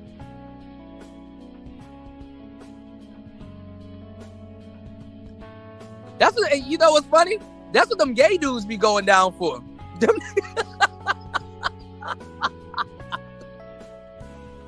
They be gay dudes. They be working in the office. And he's like, nigga, what do you actually do? I'm a bookkeeper. Whatever the hell that is. That sounds like a gay ass job. I'm glad I'm out here with this jackhammer. Man, that nigga in there making hella money. Hitting them niggas over the head. The next minute you see him getting carried out in handcuffs, like, damn, what did he do? Well, I try to figure out what was his job description. I asked him what he did. He didn't tell me. But I do know one thing. He's stealing. What he going down for? Embezzlement. Them gay dudes be catching the big charges.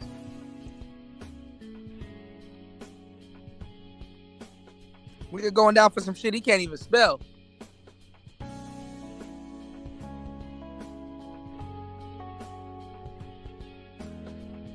That's that gay man charge. That's that tycoon charge.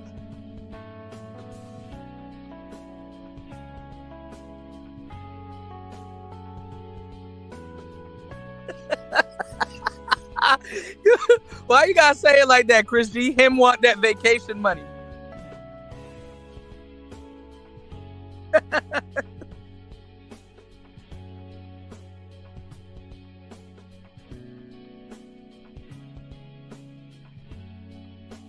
Like, hold on, let me show y'all something.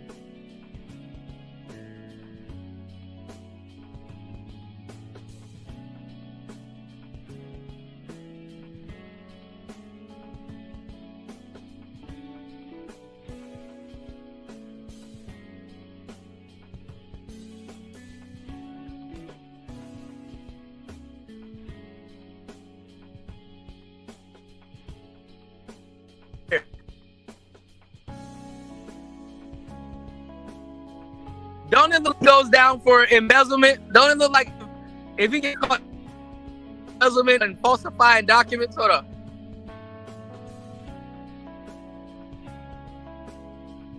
All right, we going.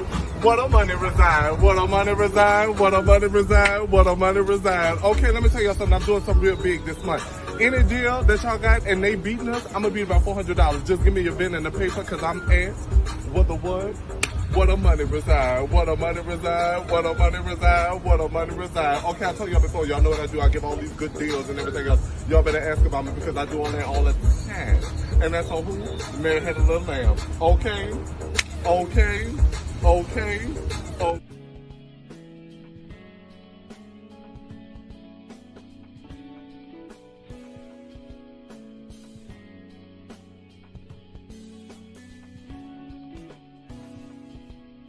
Nigga look like he going down for embezzlement.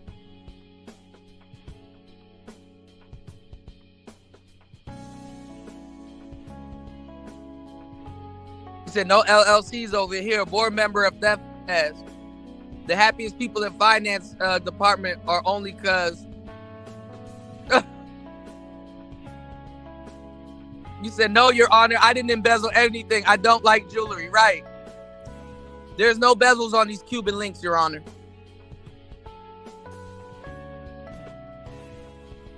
And that nigga, he's so gay, he can't help himself. He one of them dudes. It's like, man, it's like, bro, just sell me the goddamn car. That nigga will be your best friend, though.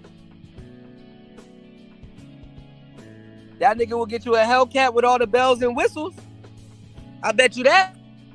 That nigga will get you an exotic Hellcat nobody else got. You gonna have an exotic monster on the streets fucking with him.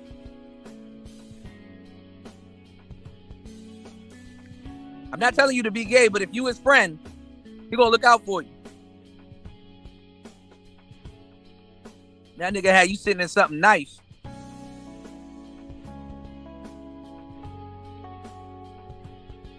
How bad you want that jailbreak edition? Signed by the nigga that made it and shit.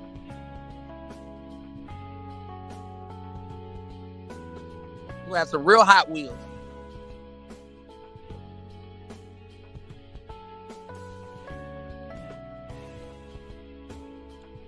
But listen, y'all, man, I've been kicking it for about 4 hours. I'm going to attempt to get some work done. We're going to be doing another show tonight. I really want to go with Nick Irving. What's his name? Nick Irving. He's a sniper. And I wanted to do that show.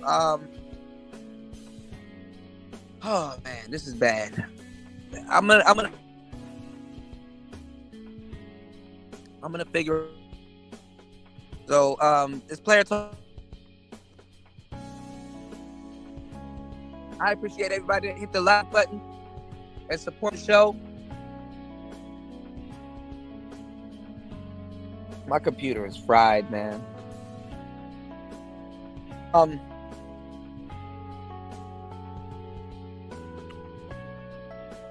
A blessing to get 7